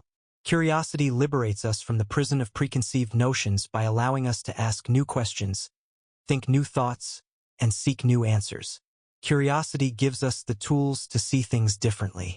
Through our everyday experiences, we all know that being curious is an important trait. What's less well known is that curiosity is also something that we can cultivate. Lately, I've been reading about what people are learning from children and how different teachers keep their students curious over the long term. Not surprisingly, the approaches these folks have found effective sound a lot like what all sorts of successful creative students point to later on as key to keeping inspired and curious. Authentic experiences as close to real life as possible. Encouragement from the teacher to take chances, to think of every idea as a good idea. A feeling of making a difference to someone else. In the end, the research seems to back up every artist and student. Characters like Dorothy and Nemo are teaching us a true point, though there's nothing special about being curious. It's definitely something worth investing in and, thankfully, something we can all learn to do. When the curtain rises on Chapter 11, we will see Mandy Banks, an American woman, instructing a young girl as follows. All right, a genius is what you are. Look at the picture of the world in my hand. Now, can you give me a feasible plan to improve the world or show me a way to make this planet more acceptable to live in? The young girl looked at the picture in the woman's hand, then back again at Mandy in wonder. To improve the world is easy, the girl replied hopefully.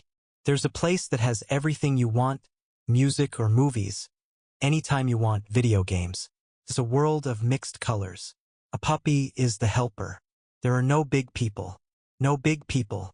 Oh, no stretchers of truth, no yellers, no screamers, no greedy, big, bossy, bad people. No big meanies. So, one should live in a place where three people must come to share in love and fun. Smiles and laughter, understanding, stories and songs. That's the world I'd improve.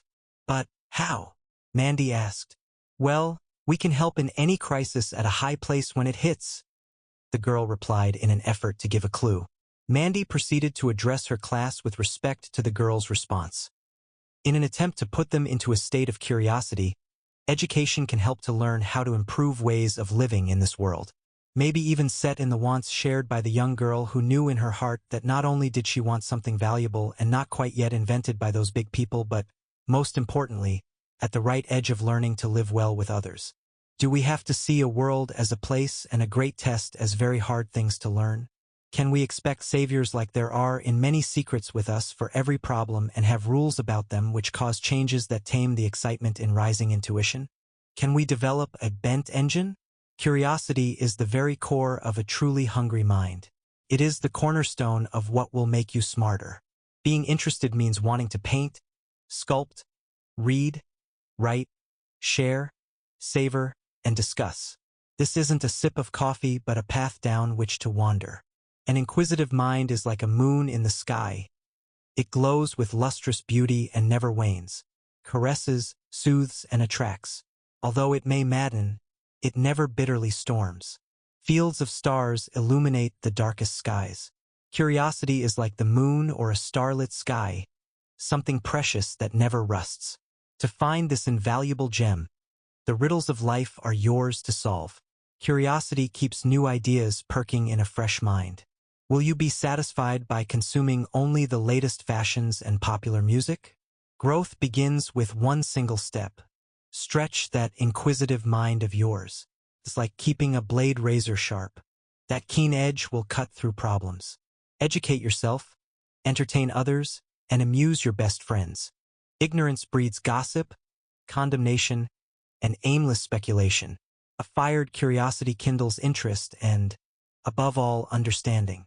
Only understanding is capable of bringing peace. Now you know the ways. It is left to you to clasp curiosity to your breast. Exploration and discovery. Smarter Every Day is a science channel and a podcast that's all about exploration and discovery. It's about science, but it's for everybody who is curious about the world around them. Smarter Every Day is the place where scientific conversation and cool things intersect.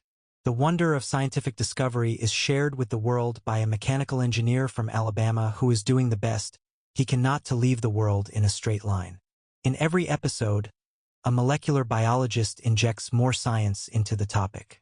When taking a break from his responsibilities, they sit down alongside guests to dive deeper into their past and what drives them to explore, the amazing facts they've learned, and what they still find exciting about the world. They discuss the future and ways in which you can find opportunities to explore and discover. This podcast is all about empowering you with the tools to make incredible sights, sounds, and discoveries to share with the world at large. They spoke passionately about curiosity and took the time to answer audience questions. They are trying to help everyone to discover the explorer within. Their endeavors provide this remedy for anyone feeling uninteresting or uninspired. Their message is, be insatiably curious, and don't be bogus. They end every segment with Smarter Every Day and hope you're smarter than you were. So let's come together and take this incredible journey and forever learn to be smarter every day. The mission of the channel is to expose people to things that they aren't even aware they need to observe. Smarter Every Day has a goal of being a home for lifelong learners who are interested in the world around them. The strength of Smarter Every Day is that it doesn't try to directly educate in a traditional sense. The product is just a door. The viewer must have motivation and desire to kick it in. Exploration, discovery, and trying new experiences are essential and bring you the opportunity to be more aware of the world and to install new knowledge. Exploration and discovery can bring different positive benefits.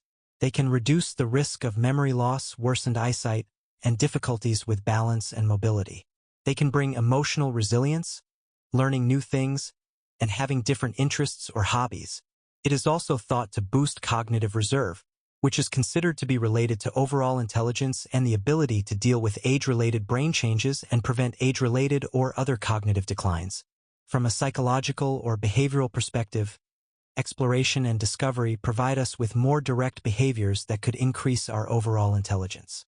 Probabilistic or beta exploration encourages people to identify the most promising new direction by ruling out others with tests.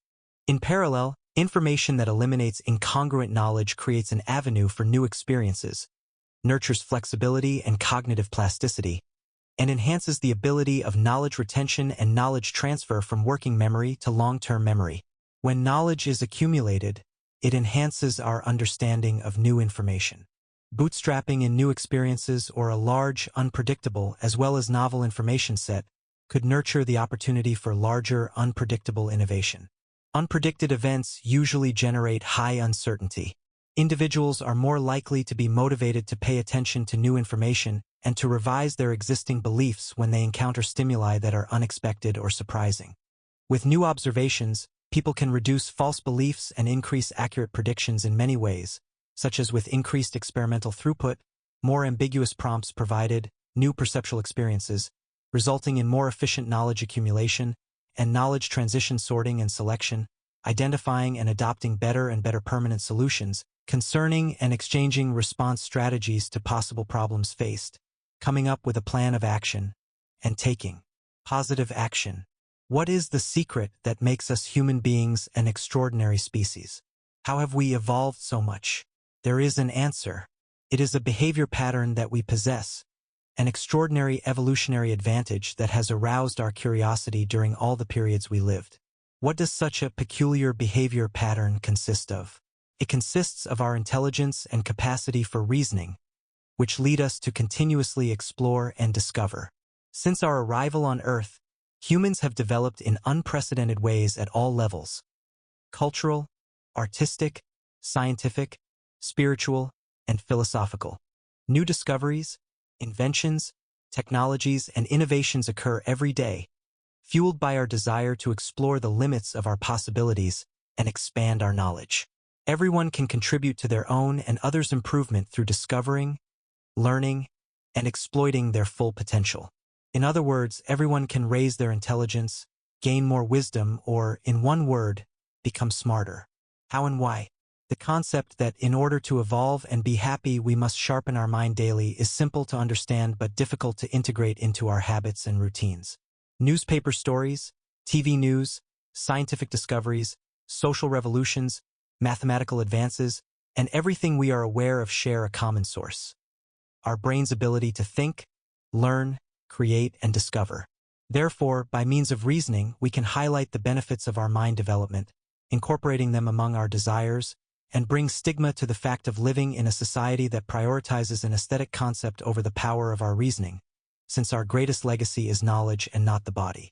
Our mind can be our best friend or the worst enemy, as human beings are really strong and capable, but at the same time, sometimes we can be our worst obstacle, developing a false image of ourselves. Only through reasoning and thinking do we recognize our true potential. Chapter 12, Seeking Feedback. There is very little chance for us to improve if we're not prepared to listen to feedback from others. This is as true for leading big organizations or countries as it is for the individual growing their own personal intelligence. Successful people often include specific strategies for getting ongoing feedback built into their daily routines. They know that, though it can sometimes be uncomfortable, checking in with others on a regular basis allows them to find new ways to make a real difference in the world. The first thing to notice about good feedback is that it's information grounded in the reality of our behavior. Comments that we're a better person than someone else or, without clear specifics, that we need to do something differently aren't particularly useful. But oftentimes we're not keen to listen to negative information, for fear of feeling foolish, for dread of thinking we're letting others or ourselves down. However, ignoring information that we've been told from those around us might be important is damaging in many ways. Not only is it highly likely that we're missing out on learning what we need to grow, but we're helping perpetuate the less desirable aspects of the individual or social organization. The thing is, it's simply impossible for anyone to avoid requiring at least some negative criticism if they're genuinely to reach their very best performance. Every single meaningful role or goal requires ongoing effort and intelligent growth. After all, the only way we know that someone is genuinely aspiring to be a better person is when they're seeking out helpful information about what would make them better. Not that asking for useful feedback is always easy or pleasant. After a while, the once objective world of business or charitable acts becomes an arena in which we in particular are being judged. With so much personal reinforcement on the line, it's easy to feel anxious if we haven't reached our preconceived level of performance. This chapter is about seeking feedback, one of the not-so-easy, often avoided, but absolutely most critical aspects of becoming smarter. The failure to seek and accept feedback is an automatic limiter. We're going through shifts, one in the quantity of feedback and the second in our mindset about feedback. This section moves to the first of the distinct areas where things can be done. There are 3 parts to feedback. The first is seeking it. This is by far both the simplest and the most important of the parts. Your success in getting feedback is tied directly to your deliberate effort to make it easy for the people around you to give it to you. First, how you handle the feedback you receive will determine how much more feedback you receive. If you get feedback poorly, others will become hesitant and cautious in providing you with further feedback. If, on the other hand, you accept feedback openly, you create a climate that is in vogue. Second, if you have a positive reputation for getting feedback, others around you will be more likely to provide honest feedback in the first place. Seek feedback. Truth-seeking. It is my responsibility to seek feedback from others. I actively ask for feedback and love to receive it. I do this consistently because I continuously want to grow and develop to become my best self. When receiving feedback, I listen completely and do not get defensive. My sole purpose is to learn how to grow from the feedback being given. I never blame others or become aggressive in conversation. I always respond with positivity and follow up with questions about how to solve the issue or how to learn from the feedback given. If any clarification is ever needed, it is my responsibility to ask. I must be specifically clear on what area I need to improve, then seek their help in understanding how to do so. I am always grateful for the time taken to share feedback with me. Identify feedback recipients and proactively ask for feedback. Enlist help from your friends and family. If there is an area of opportunity for me that I need to improve, I will always seek feedback from those who care for me. This could also be from colleagues, managers, employees, and others that are close to my work life. Seek help from them and truly respect their opinion. Always be grateful for their feedback and, if necessary, follow up with them on how you are taking action based on their feedback. Thank them again for dedicating their time and providing the valuable information that you have received. Accepting constructive criticism. Nobody out there is perfect, and it is perfectly okay. Often, we do not realize our weaknesses, which prevents us from accomplishing something big. It is essential to develop an open mind that can process all sorts of advice and feedback. Building constructive criticism may lead to self-improvement. Every individual is entitled to hold their viewpoint, so next time anyone gives you feedback, remember they are giving it to you for your betterment and not to insult you. Take some time to reflect on the feedback and try to use it for your self-improvement. While accepting constructive criticism, it is essential to remember one thing. You are not your mistake. Many people have their own way of thinking, and many find it challenging to accept new perspectives. But remember that the more you grow, the more you learn, and the new ideas that you encounter can help you grow as a person. In order to achieve something bigger, it is essential to enhance your ability to admit your mistakes. Everyone makes mistakes, so why not learn from them and grow? The more you fix them, the more it makes you a better person. The more you become receptive to feedback, the fewer mistakes you make. Mistakes should not be a sign of workflow derailment. Rather, they should be seen as stepping stones to success.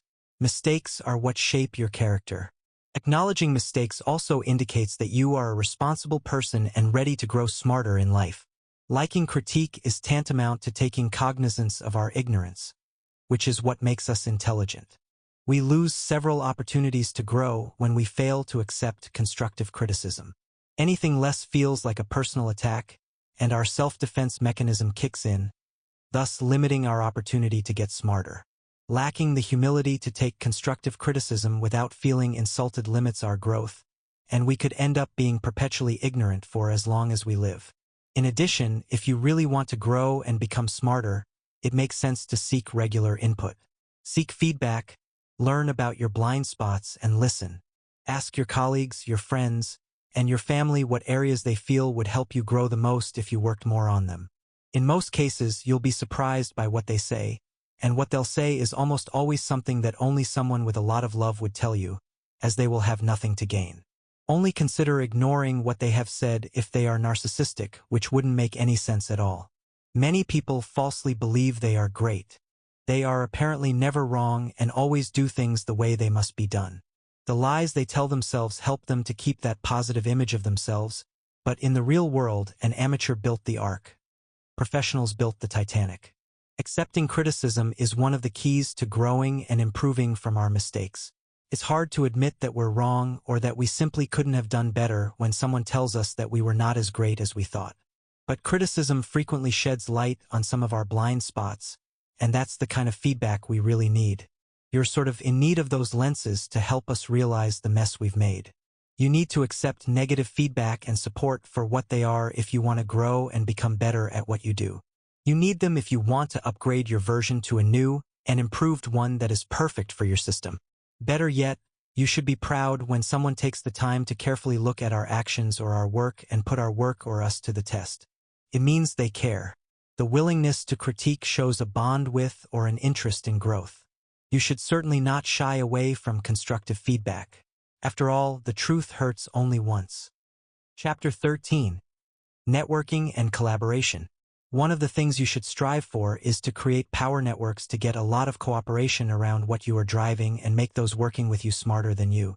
That requires you to get involved, not just delegate, upfront set the stage, build your vision, and put good people to work with clear guiding principles, keeping things under control. The other important aspect of networking is the sheer energy it provides to keep the pace and go beyond when you hit walls, and thus make things happen. You'll also realize that being surrounded by smart people who are not part of your organization is also important, because it takes a lot of energy and resources to keep learning, and being permanently challenged on what you do is part of it.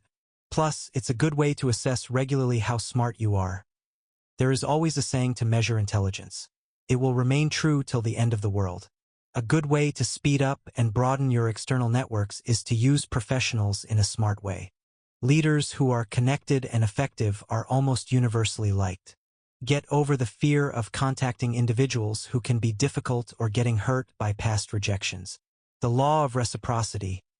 People who are on the receiving end of a favor are far more likely to return the favor. A great way to get over the fear of rejection is to become an excellent listener. Listening is the most important step to improve our interactions with others. The following is a summary of the basic rules of building rapport. 1. Seek common ground. The more similarities we can find among the participants, the better. 2. Show genuine interest. Everyone loves to talk about themselves and their interests. 3. Start conversations with the right tone. The voice often indicates when to continue or stop. 4. Show empathy. Empathy is the ability to understand another's point of view. 5. Small talk and tea parties. The more questions we ask, the more interesting the conversation becomes for the other person. Be friendly. Take every opportunity to offer genuine words of praise. Body language speaks louder than words. The essentials of good eye contact are simple. Closing the deal. One of the newest and most powerful tools for influence is NLP. NLP describes how to program human thoughts and feelings by managing internal dialogue. Challenging and attacking those who are reluctant to change only strengthens their resistance. The key to influencing others with NLP is to address their underlying needs. By shifting the benefits from us to the other person, people often believe that they are achieving their deepest motives with our help. NLP is a technology of personal expression that attempts to take the guesswork out of understanding the engagement between our five senses and the brain. NLP gives us plenty of information about how humans create three basic experiences that shape our lives. First, it provides insights into how we create our sense of identity. Second, we get a better understanding of how we cope with different parts of our lives. Finally, we learn how we create our basic motivation style. Networking is a fundamental part of advancing your learning and personal development. It is vital to seek the leaders in your area, national and international organizations that represent your area, and educators who are experienced and experts in learning creation for their students and regions. Work with leading organizations to both receive from and lead their information and actions to assure your location, as well as gain great regional and international visibility. Encourage your leaders to contact your educational environment to discuss the future. Let your voice be part of the decisions on the future direction of quality modern education delivery in your local and international environment for the present and next generations of students. Select the right meeting, presentation, and networking possibilities by seeking communication and mentoring from those with similar perspectives you would desire to develop. These may be in face-to-face meetings, via the internet, and other combinations including long-term collaborative relationships until a face-to-face opportunity presents itself. Initiate the right mix of meetings and strong contributions to different education and material development issues with collateral benefits while balancing how much face-to-face travel is ideal, including the economic impact on your organization and personal lives. Experiment with different successful collaborations to learn and make use of various ideas and combine them to raise the effectiveness of your efforts. If you are using combinations of communication processes and know someone who functions effectively, ask for help to assist you in improving yourself. Building professional relationships. People do business with people they know. This is a fact. A key way to continually build on this is by using your personalized letters when taking the many actions in power. If a client chooses to work with you, your relationship letter is the key factor in keeping your relationship both successful and enduring. In order to keep your business relationships on track, you cannot just be content with sending letters as time dictates. If you do not do anything, it's a surefire bet that your letter will get overlooked and ignored and potentially even have negative implications. Building professional relationships over the long term improves client loyalty and makes the work process steady and predictable. You will only make a living if you can get repeat business. When you consistently send personalized letters, the other person involved forces you to become a more focused thinker. Your actions serve to continually remind the client of your business. When it is time for them to engage a professional to do the task, these letters also have the effect of putting you at the head of the pack. You will have accomplished various goodwill bonus points if this is the action that takes place. Your communication and positive image have made a tremendous impact. Whether you are using your personalized letters to deliver cold call advice, industry group information, thank customers, or for various other tasks, having repeat business from a client helps everyone economically. Establishing relationships with your professional colleagues is critical for your success. Relationships help you achieve your everyday goals, such as giving you access to knowledge and information from other people in the organization, creating goodwill for the times when you need assistance, and opening up the opportunities that come through the grapevine. Specific tactics that you can use to create and foster these relationships include helping others, being friendly, showing concern for others, providing acknowledgement and respect for the worth of others, giving praise freely, listening and showing empathy, and taking an interest in others. A critical and foundational element in any relationship is trust. Trust is the catalyst for the positive elements of an organization's culture to emerge, and it acts as the motivating engine driving relationships among people. In a positive relationship, trust allows colleagues to make room for mistakes or unexpected problems while working together and view them as opportunities to develop and learn. As much as possible, it's good for you to give trust and respect before requesting them from others. Do your best to give respect and trust to others during your daily interactions at your workplace to build these relationships. Invest in others. Take an interest in the people that matter. Don't let professional relationships get dusty. People are different by nature. They do things for different reasons. Understand the motivations and drivers behind human behavior. Lose the mystery of the unknown and see life get better. You begin appreciating everyone's unique value and strengths. Keep ahead, give, and go unconditionally. Balance taking and giving. You will want to ask someone for something in the end, and when that time comes, you hope you have shown yourself trustworthy and generous enough to get it. Get unforgettable.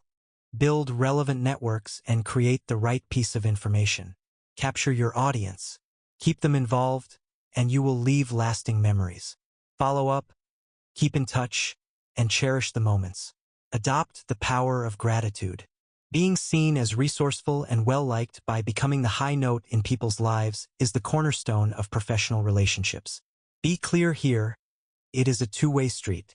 Mean what you say and follow through on promises. Address conflict and be prepared to apologize often. It is the tiebreaker. Chapter 14, Goal Setting. A goal represents a commitment to a specific plan of action. Goals direct our attention to the tasks that have to be accomplished. They play an important role in the accomplishment of performance problems. They are accompanied by both short and long-term plans for achieving them. Short-term goals contribute to long-term goals, so their study is generally helpful. They should be realistic and achievable. Goals provide greater motivation and effort in seeking and using new task strategies. Increase engagement and effort on brain power tasks. Increase persistence when faced with obstacles, fewer errors, and an attitude to enjoy tasks more. In goal setting, experience-proven guidelines need to be followed. You must establish a specific goal. You must establish a measurable goal. You must establish an achievable goal. You should establish relevant goals. You should establish time-related goals. In addition, remember to reward adequate progress in these goals and write goals on paper. Keep in mind that every goal may not work for each person or each life situation, so feel free to alter them as needed. Goals provide feedback on performance, as well as an experience. Your little brain and big brain learning both turn you in the direction of your goals by focusing on what is relevant.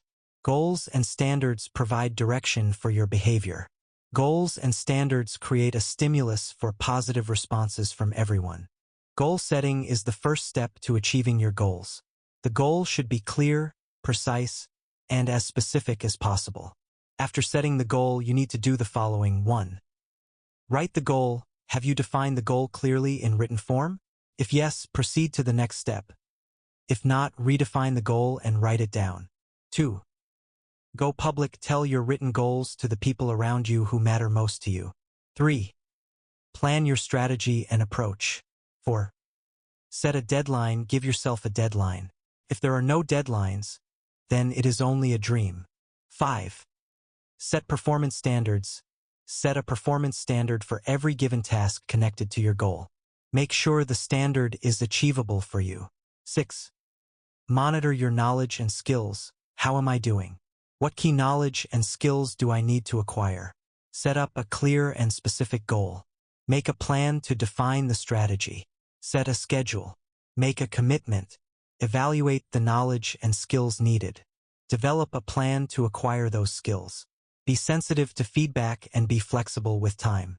Keep track of the progress. The difference between successful people and others is the total commitment to goal achievement shared by well-organized, approach-oriented people.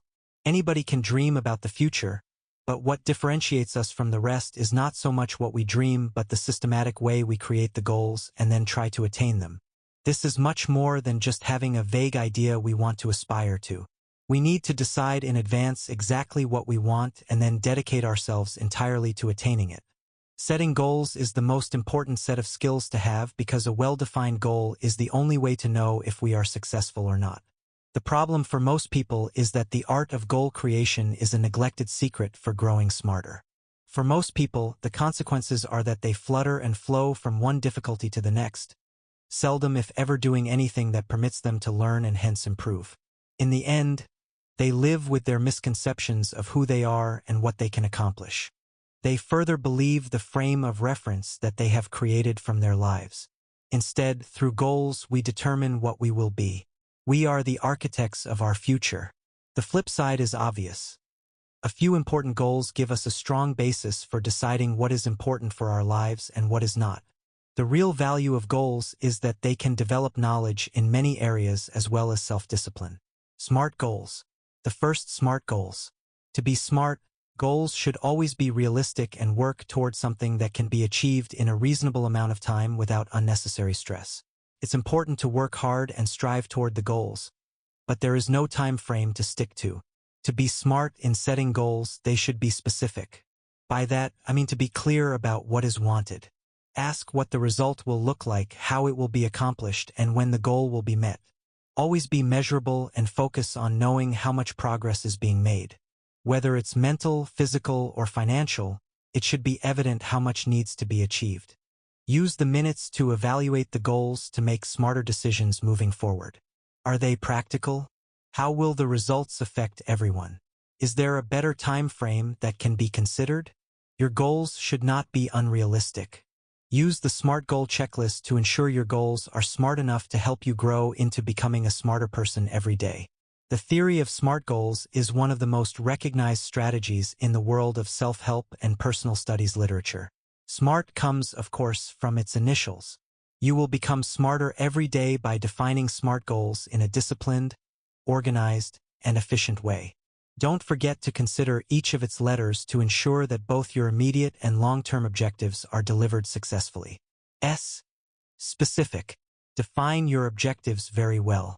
Be clear and precise with your approach to the subject. Think of answering the basic questions of what, who, how, when, and why. M. Measurable. Can you measure your progress or outcome of your goal? If you don't know, how do you plan to know that you have actually achieved what you want? It is important to have a consistent way to obtain and evaluate objective evidence that guides your mission through different stages. Achievable. Is your goal realistic? Is it feasible? Be assertive in its objectives, but remember to dream big in the long term. Create the disposition and put the necessary effort into getting there. Are relevant. Are these objectives really important to your long-term mission? Given your mission, are you focusing on the right things? You need to make sure your time and effort are being spent on useful and important tasks. T. Time-bound. It does no good to have a moving target. Set up a realistic deadline for the completion of your goals and sub-goals. This will help you focus on your mission, organize your energies, and track your progress more effectively. The world we live in and its demands often make us get totally absorbed in obtaining short-term, quantitative results. However, reaching that not only once but all the time would require developing a new type of workers. Those who never get tired, who don't have feelings or life, and who do not need to know. The problem is that when we lose something, such as feelings, health, interpersonal relationships, social being, etc., we begin to wonder if we are living more, living smarter, and reaching something that can really fill us in the short, medium, or long term. Yes, because after this process of losing, of perfectionism and maximum achievement, what remains for us is to say that we are happy or to realize that something has been left behind in some blind spot, which is nature's refusal to be conscious of some particular detail. The fact is that time is invaluable, and determining what is really important and deserves our most serious and consistent attention becomes an essential and effective goal in the short, medium, or long term. We already know that everything must be programmed. If it is left to chance or to be solved later, it is never the same, because we must be trained for excellence to give our maximum. Until a few years ago, companies, through their business models, believed that the maximum financial return would only be obtained through workers exhausted by lack of time, at any challenging pace, committed to the achievement of unrealistic goals imposed by immediate results, essential to the demands of the stock market. However, numerous studies demonstrated straightforward that well-being and the level of satisfaction felt by all workers had more impact on the company's profit. Therefore, concerning to give the maximum increasingly means to provide what is best for physical, emotional, intellectual, and spiritual health and balance progressively. The true construction of a human being must belong to the individual himself. Indeed, companies, family, social policies, etc., can help manage the framework. However, the true building process belongs to the individual. When we leave the well-defined path of maximum financial concern, at each moment, the true economic essence is revealed, reminding us that in the past, there was talk about administration. By providing what is best, by harmonizing the main dimensions of life, we will enable maximum performance and maximum creativity.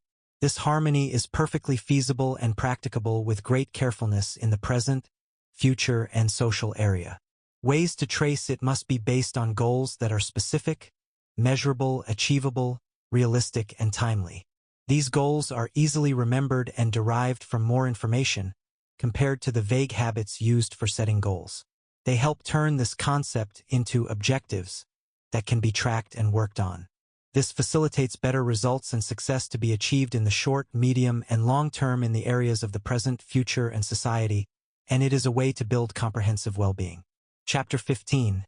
Staying informed.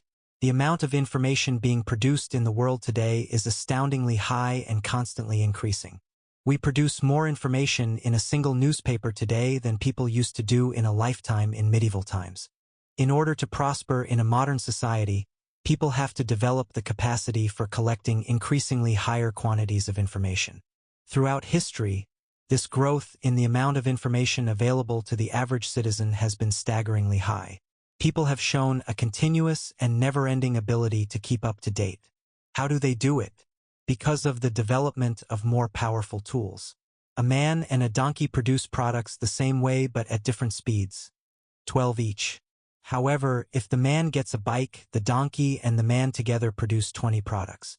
If they use a motorbike, they produce 40. If they use a tractor, they produce 50. If a computer is added, performance multiplies astonishingly. In faraway Japan, they have a proverb, "One must not miss a mountain, but one must not miss a minute."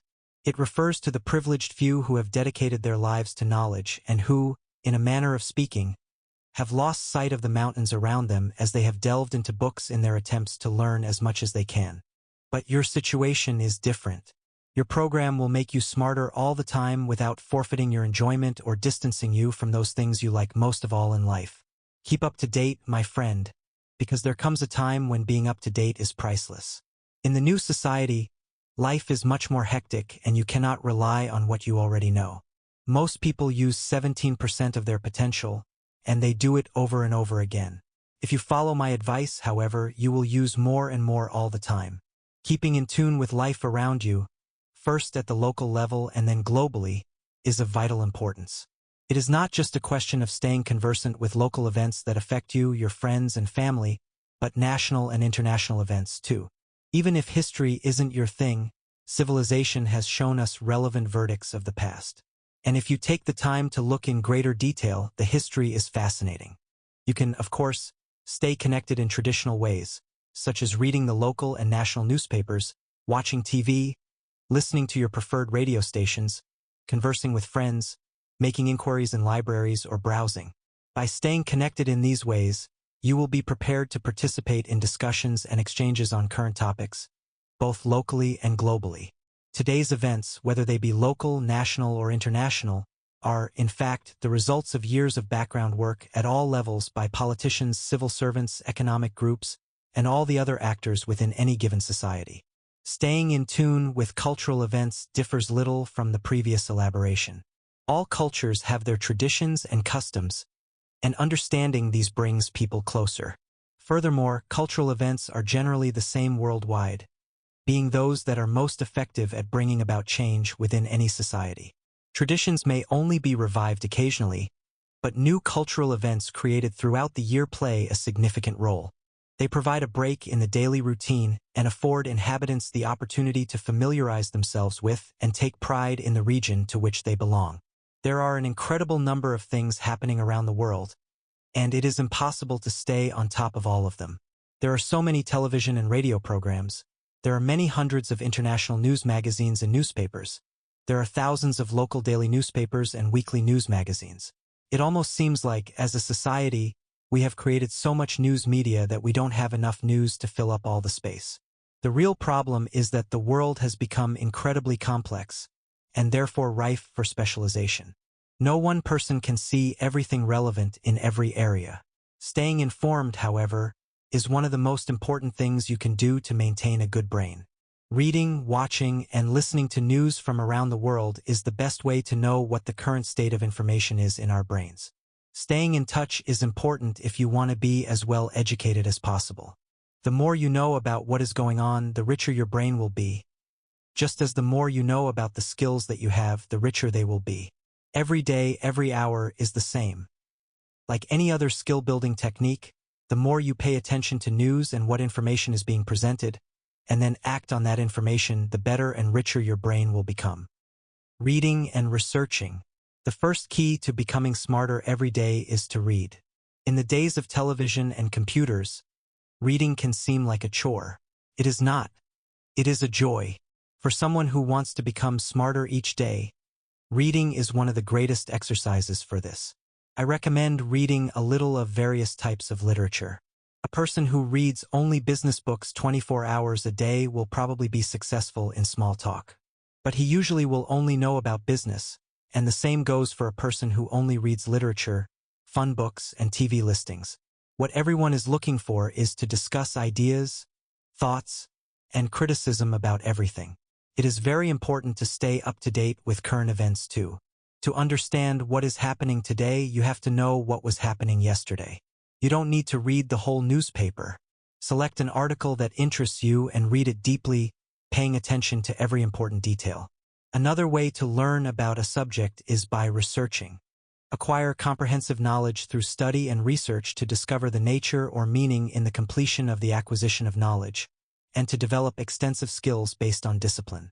That means reading books about it, visiting the library and resources to learn more, talking to experts, doing it, and reviewing it to discover for oneself, or learning about it from others. Listening, observing, interpreting, and discussing everything in order to understand a concept. Reading is good, but it is just the beginning of improving your intelligence. Start by asking more about what you are reading. The who, what, when, and where questions can stimulate the brain. Then, investigate the topic further by comparing and contrasting it with what you already know. To maximize your learning, ask yourself why you did not know it already. Once you have created a purpose for using the new knowledge personally, the highs and lows of memory can be used to your advantage. Physically, changes occur in your body to allow for different learning experiences. The plasticity of our brain allows it to be trained and improved over our entire lifetime through the selection of the right stimuli. While we inherit genes that establish our potential, experience determines how our innate capabilities are actually used. Thousands of tasks are being performed inside our heads at any given moment. These basic ingredients make perspective more valuable than information. Make it a habit to organize information through peripheral wisdom, and before you know it, you will naturally remember more. Use information that takes little cognitive effort to absorb as a foundation to be built upon and added to. Instead, read, write, talk, and listen for pleasure, and become involved in what you are doing to enhance perceptual tasks. These boosts to your comfort zone sustain and integrate interest, which produces a better effort because more information, and more powerful information, is created. Every successful person in this world is a great reader. Reading, in fact, is also an essential step towards becoming smarter. So, it's time to pick up those books or essays or whatever interests you and start reading. A person reading can learn what they are interested in. The more a person reads, the more they know and the more they learn. Read something regularly that helps a person learn. Nobody knows everything. Searching for that something new is necessary if someone wants to stand out from the rest. Research is the basic solution to grow in life and stand against others. Person should always be asking for inquiry.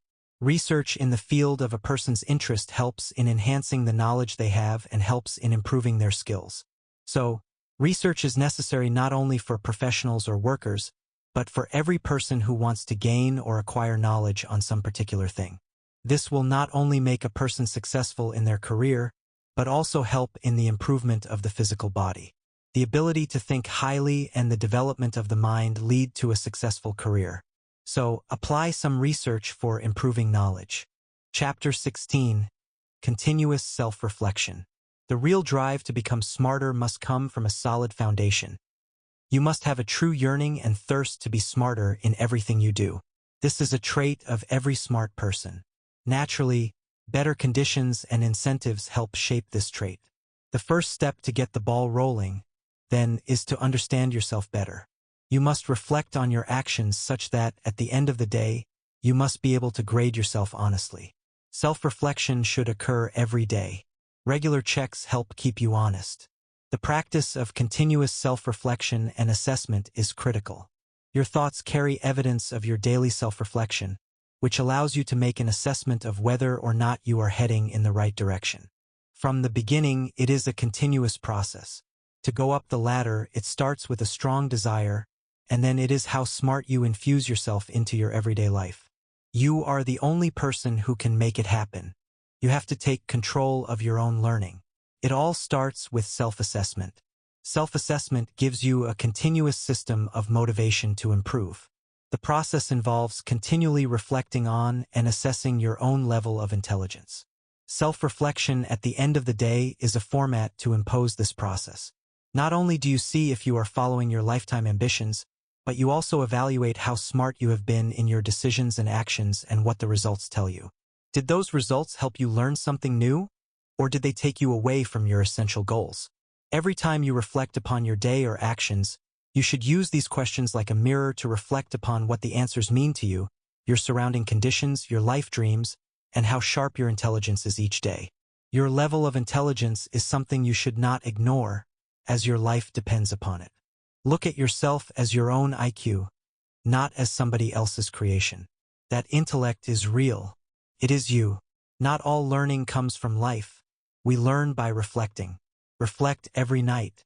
Use it as a vital tool to achieve anything you want in life. It is only when we truly know ourselves that we can become our best selves. It's never too late to review who we are and who we want to be. Embrace the power of clarity and make a real difference in your life. Train yourself to recognize who you are and where you want to go. More than ever, daily life is very noisy, and everybody wants to chime in with their opinion on every subject. It's almost impossible not to be bombarded by constant information coming from newspapers, TV, and social media every second of our waking moments. As a result, we've entered the era of reactive life, where everyone shares the same opinions 5 minutes after the news first breaks, regardless of whether they are truth or gossip. By doing so, people take their eyes off their most important goals and objectives. They start reacting to life instead of leading it. A recent event stressed this topic. We're living in the age of the reactionary life, constantly dealing with an endless stream of information. Everything is so noisy that we've lost perspective on life's really important things, the profound moments. Continuously reflecting on your actions, thoughts, and expressions is key to understanding yourself better and making better decisions in the future. It is a process to align your current state with your life goals, vision, and mission. You need to be proactive in your continuous self-reflection. This is not an optional thing. It is mandatory for personal effectiveness and better life satisfaction. Without doing continuous self-reflection, life becomes aimless, and the day-to-day activities become routine, and life moves towards survival from self-fulfilling. Life is a journey from success to fulfillment. Surviving means that you have become stagnated or you are moving back on track. When you keep thinking about what you did regularly and how it will change your future behavior or thoughts, it increases self-awareness. With self-awareness, you become genuine, which means your behavior and thoughts are true to yourself. You become consistent and trustworthy. You initiate change within yourself proactively. When these qualities are inherent in you, people around you will trust and follow you. This way, you will lead them to become successful. With true leaders, many people can contribute to making the world a better place. Journaling and self-assessment. Journaling. Writing down your thoughts longhand allows you to label and clarify them in ways that can help the events and experiences that you encounter every day better fit into your long-term memory so you can learn from them. Use your journal as a commonplace book, a place to record anything and everything that interests or strikes you, that reflects the person you would like to become, or that can teach you how to get there. The objective is not to record great thoughts, but to have thoughts to understand them. This is not the same thing as diary writing, and it's a different objective than purely taking notes on key points. The idea is to better understand yourself in the context of your personal and professional life and the world around you, things that you can't often figure out just in your head or with a to-do list. This record will show you how your ideas have developed and about what you were thinking at any period of your life. Not only will this serve as a time anchor to your memories, but it will also make your learning visible and your potential evident. The best tool you can have is a daily journal to take notes. You can use a computer if you want, but using a pencil and paper form is actually better for anything you want to remember. As you go through all of your experiences and learning, write in this personal journal or notebook like a scientist, constantly creating and adding new knowledge to build your science of smarts. Write down what you have discovered and what it can be used for, personal reflections, notes, and your current learning, lecture notes, summaries, reactions in your own words, recorded observations, meeting notes, talk notes, questions, interns to be followed, log calculations, brainstorms, to-do lists, record moments of self-realization, insights, and eureka moments, ideas provoked by current research, and experiments to be carried out. During your migration from dot to dot in the pursuit of knowledge, learning countless new things while searching for the knowledge of wisdom, you will also iterate thousands of times at various levels of scientific understanding, based on your previous levels of learning or knowledge gained recently since you traveled that previous road of reason. As you find or see a new key or clue as if it were part of an important discovery or insight, write it down briefly but accurately. Each idea in your notebook will have different qualities, but their presentation should be clear and understandable. After taking some serious notes about a particular work, you could also do some self-assessment of how well you've retold the story. With focus control and associated practice, each of these individual actions and steps can be checked and repeated instead of being lost for later use. Journaling is one of the most notable habits attributed to people who are continuously improving themselves. While there are many varieties of journaling, which range from freestyle content to being based on format, journaling for improvement should be goal-focused and fact-based. A daily log of data can give great insights on a monthly and yearly scale, but some structure and goals should be in place. Try a time-weighted self-assessment. At the end of each week, take a calendar and give a weekly letter grade on how productive and educative you have rated it. Then count any of the following, each weighted but not necessarily totally inclusive of: number of hours spent, pages read of your book of choice, miles walked or ran, hours spent working or learning, wish list number of activities or chores that you want to complete. Therefore, the total utilizes several aspects and factors in the constant growth, improvement, and health that are needed for success. In order to know where you want to improve, you'll need to know just where you stand. Quantitative measurements work best since they're harder to misinterpret. The scale is not subjective then, but the value of the progress or work effort put into it. It's not enough. Some guidelines for the new year are: journaling works, goals win, it's possible, and reflection is necessary. Note the distinct lack of giving back a full 10% of earnings to charity or being happier with less, which are becoming disappointing to others. However, being entirely dependent on yourself should be noted, since you are only accountable to one person. You use your journal, self-assessments, and data to push you closer to your personal best without worrying about what's fair. Conclusion. In conclusion, the keys to becoming smarter every day explained in this essay should serve as a personal guide on the path to improvement and awareness of our own considerations and competencies. The first key, which is to get rid of the idea that graduating from school, university, or external courses will be enough, needs careful revision and modification in our plan. The first thing is to accept that being graduated and graduating are two different things. Knowledge comes from within and can be found anywhere and at any time that is convenient for us, while the other is a title that we earn and is granted by other people or institutions. The second key, which is to do things in a different way, needs to be constantly practiced. This refers to the idea of learning by modifying. It's a simple way of teaching something easily, and when you are teaching, you let the student modify part of the material. These actions create the competence at a deeper level within the person. In the work or academic environment, these keys help avoid and protect against a lack of abilities to deal with any questions that arise. The third key, which is the power of questions, is supported by insights about the behavior of deep questions. Quality questions aim to understand, have specific answers, have only one answer, solicit facts, are rhetorical, are based on assumptions, and are emotional. We must acknowledge the complexity of the existing problems today, as it takes a broad and diverse approach from everyone to solve incredibly intricate issues. Intelligence or mental acuteness helps offer powerful tools from individuals in our global quest for solutions and improvements, and we need to support those positive goals. But intelligence or ability is not purely an all-or-nothing factor. It is something that has to be sought, found, and developed further. Regardless of how intelligent or talented we are, it is possible for everybody to become more so. By employing these steps repeatedly, we can become smarter as we take in more information and better comprehend and use known knowledge and wisdom to truly make it work for us and the people around us. The gift of maximizing our abilities is one of the greatest gifts that we can give to ourselves. By developing and joining together our mind's strengths and smarts, it takes no effort to shape a much better world than it is today. Only large sums of intelligence and oodles of hearts can achieve that goal. In conclusion, the key process of becoming smarter is to educate yourself about the well-known effects and results of your everyday activities in order to optimize them when possible. In a final consideration, always seek novelty, challenge, and change in your life. Having a varied routine keeps us on our toes and makes us pay attention to what is around us. Engaging in learning that changes with intrinsic value energizes us. While people often attribute intelligence to specific individuals, intelligence comes from a combination of genetic and environmental factors, as well as many aspects like a question of smarts that is not necessarily out of inherent brain power.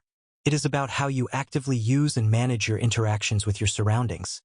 It is about how you tackle all the intellectual and physical challenges that life throws at you. Success in life is not about the hand you are dealt, but how you play that hand. Always keep learning. Key takeaways. We all knew that we are capable of achieving productively every day, regardless of taking action towards a brighter future ahead.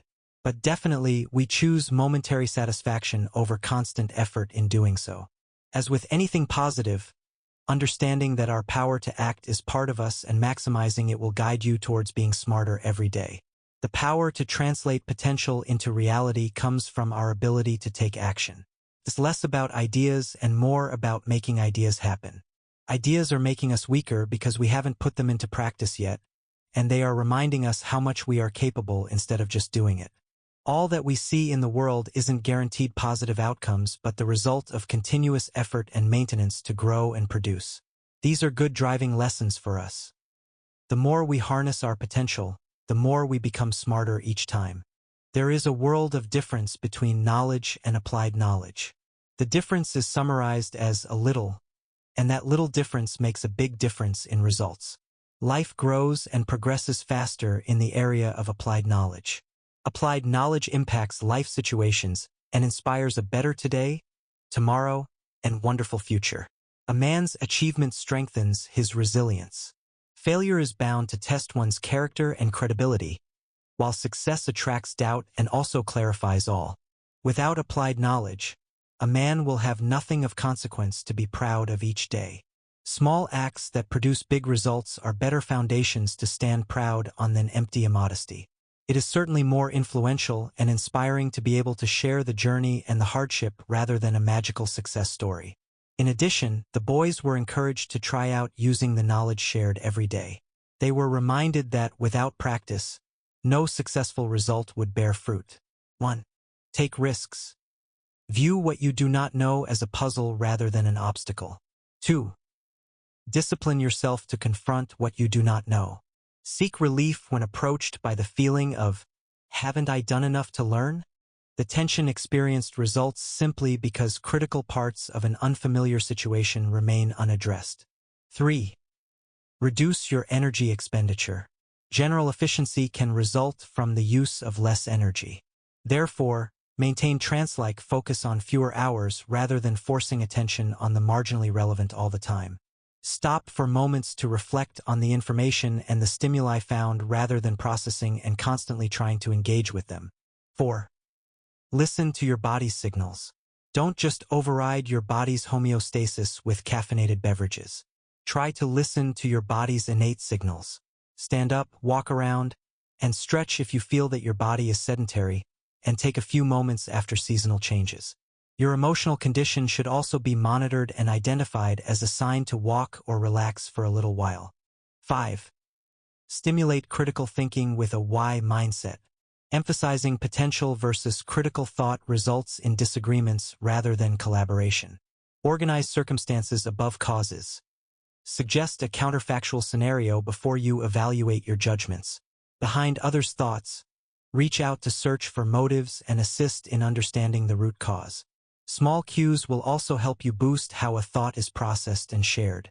To sum up, I can tell you that to become smarter every day, you need to exercise your intelligence and social skills, cultivate a passion for lifelong learning, and take care of your health and well-being.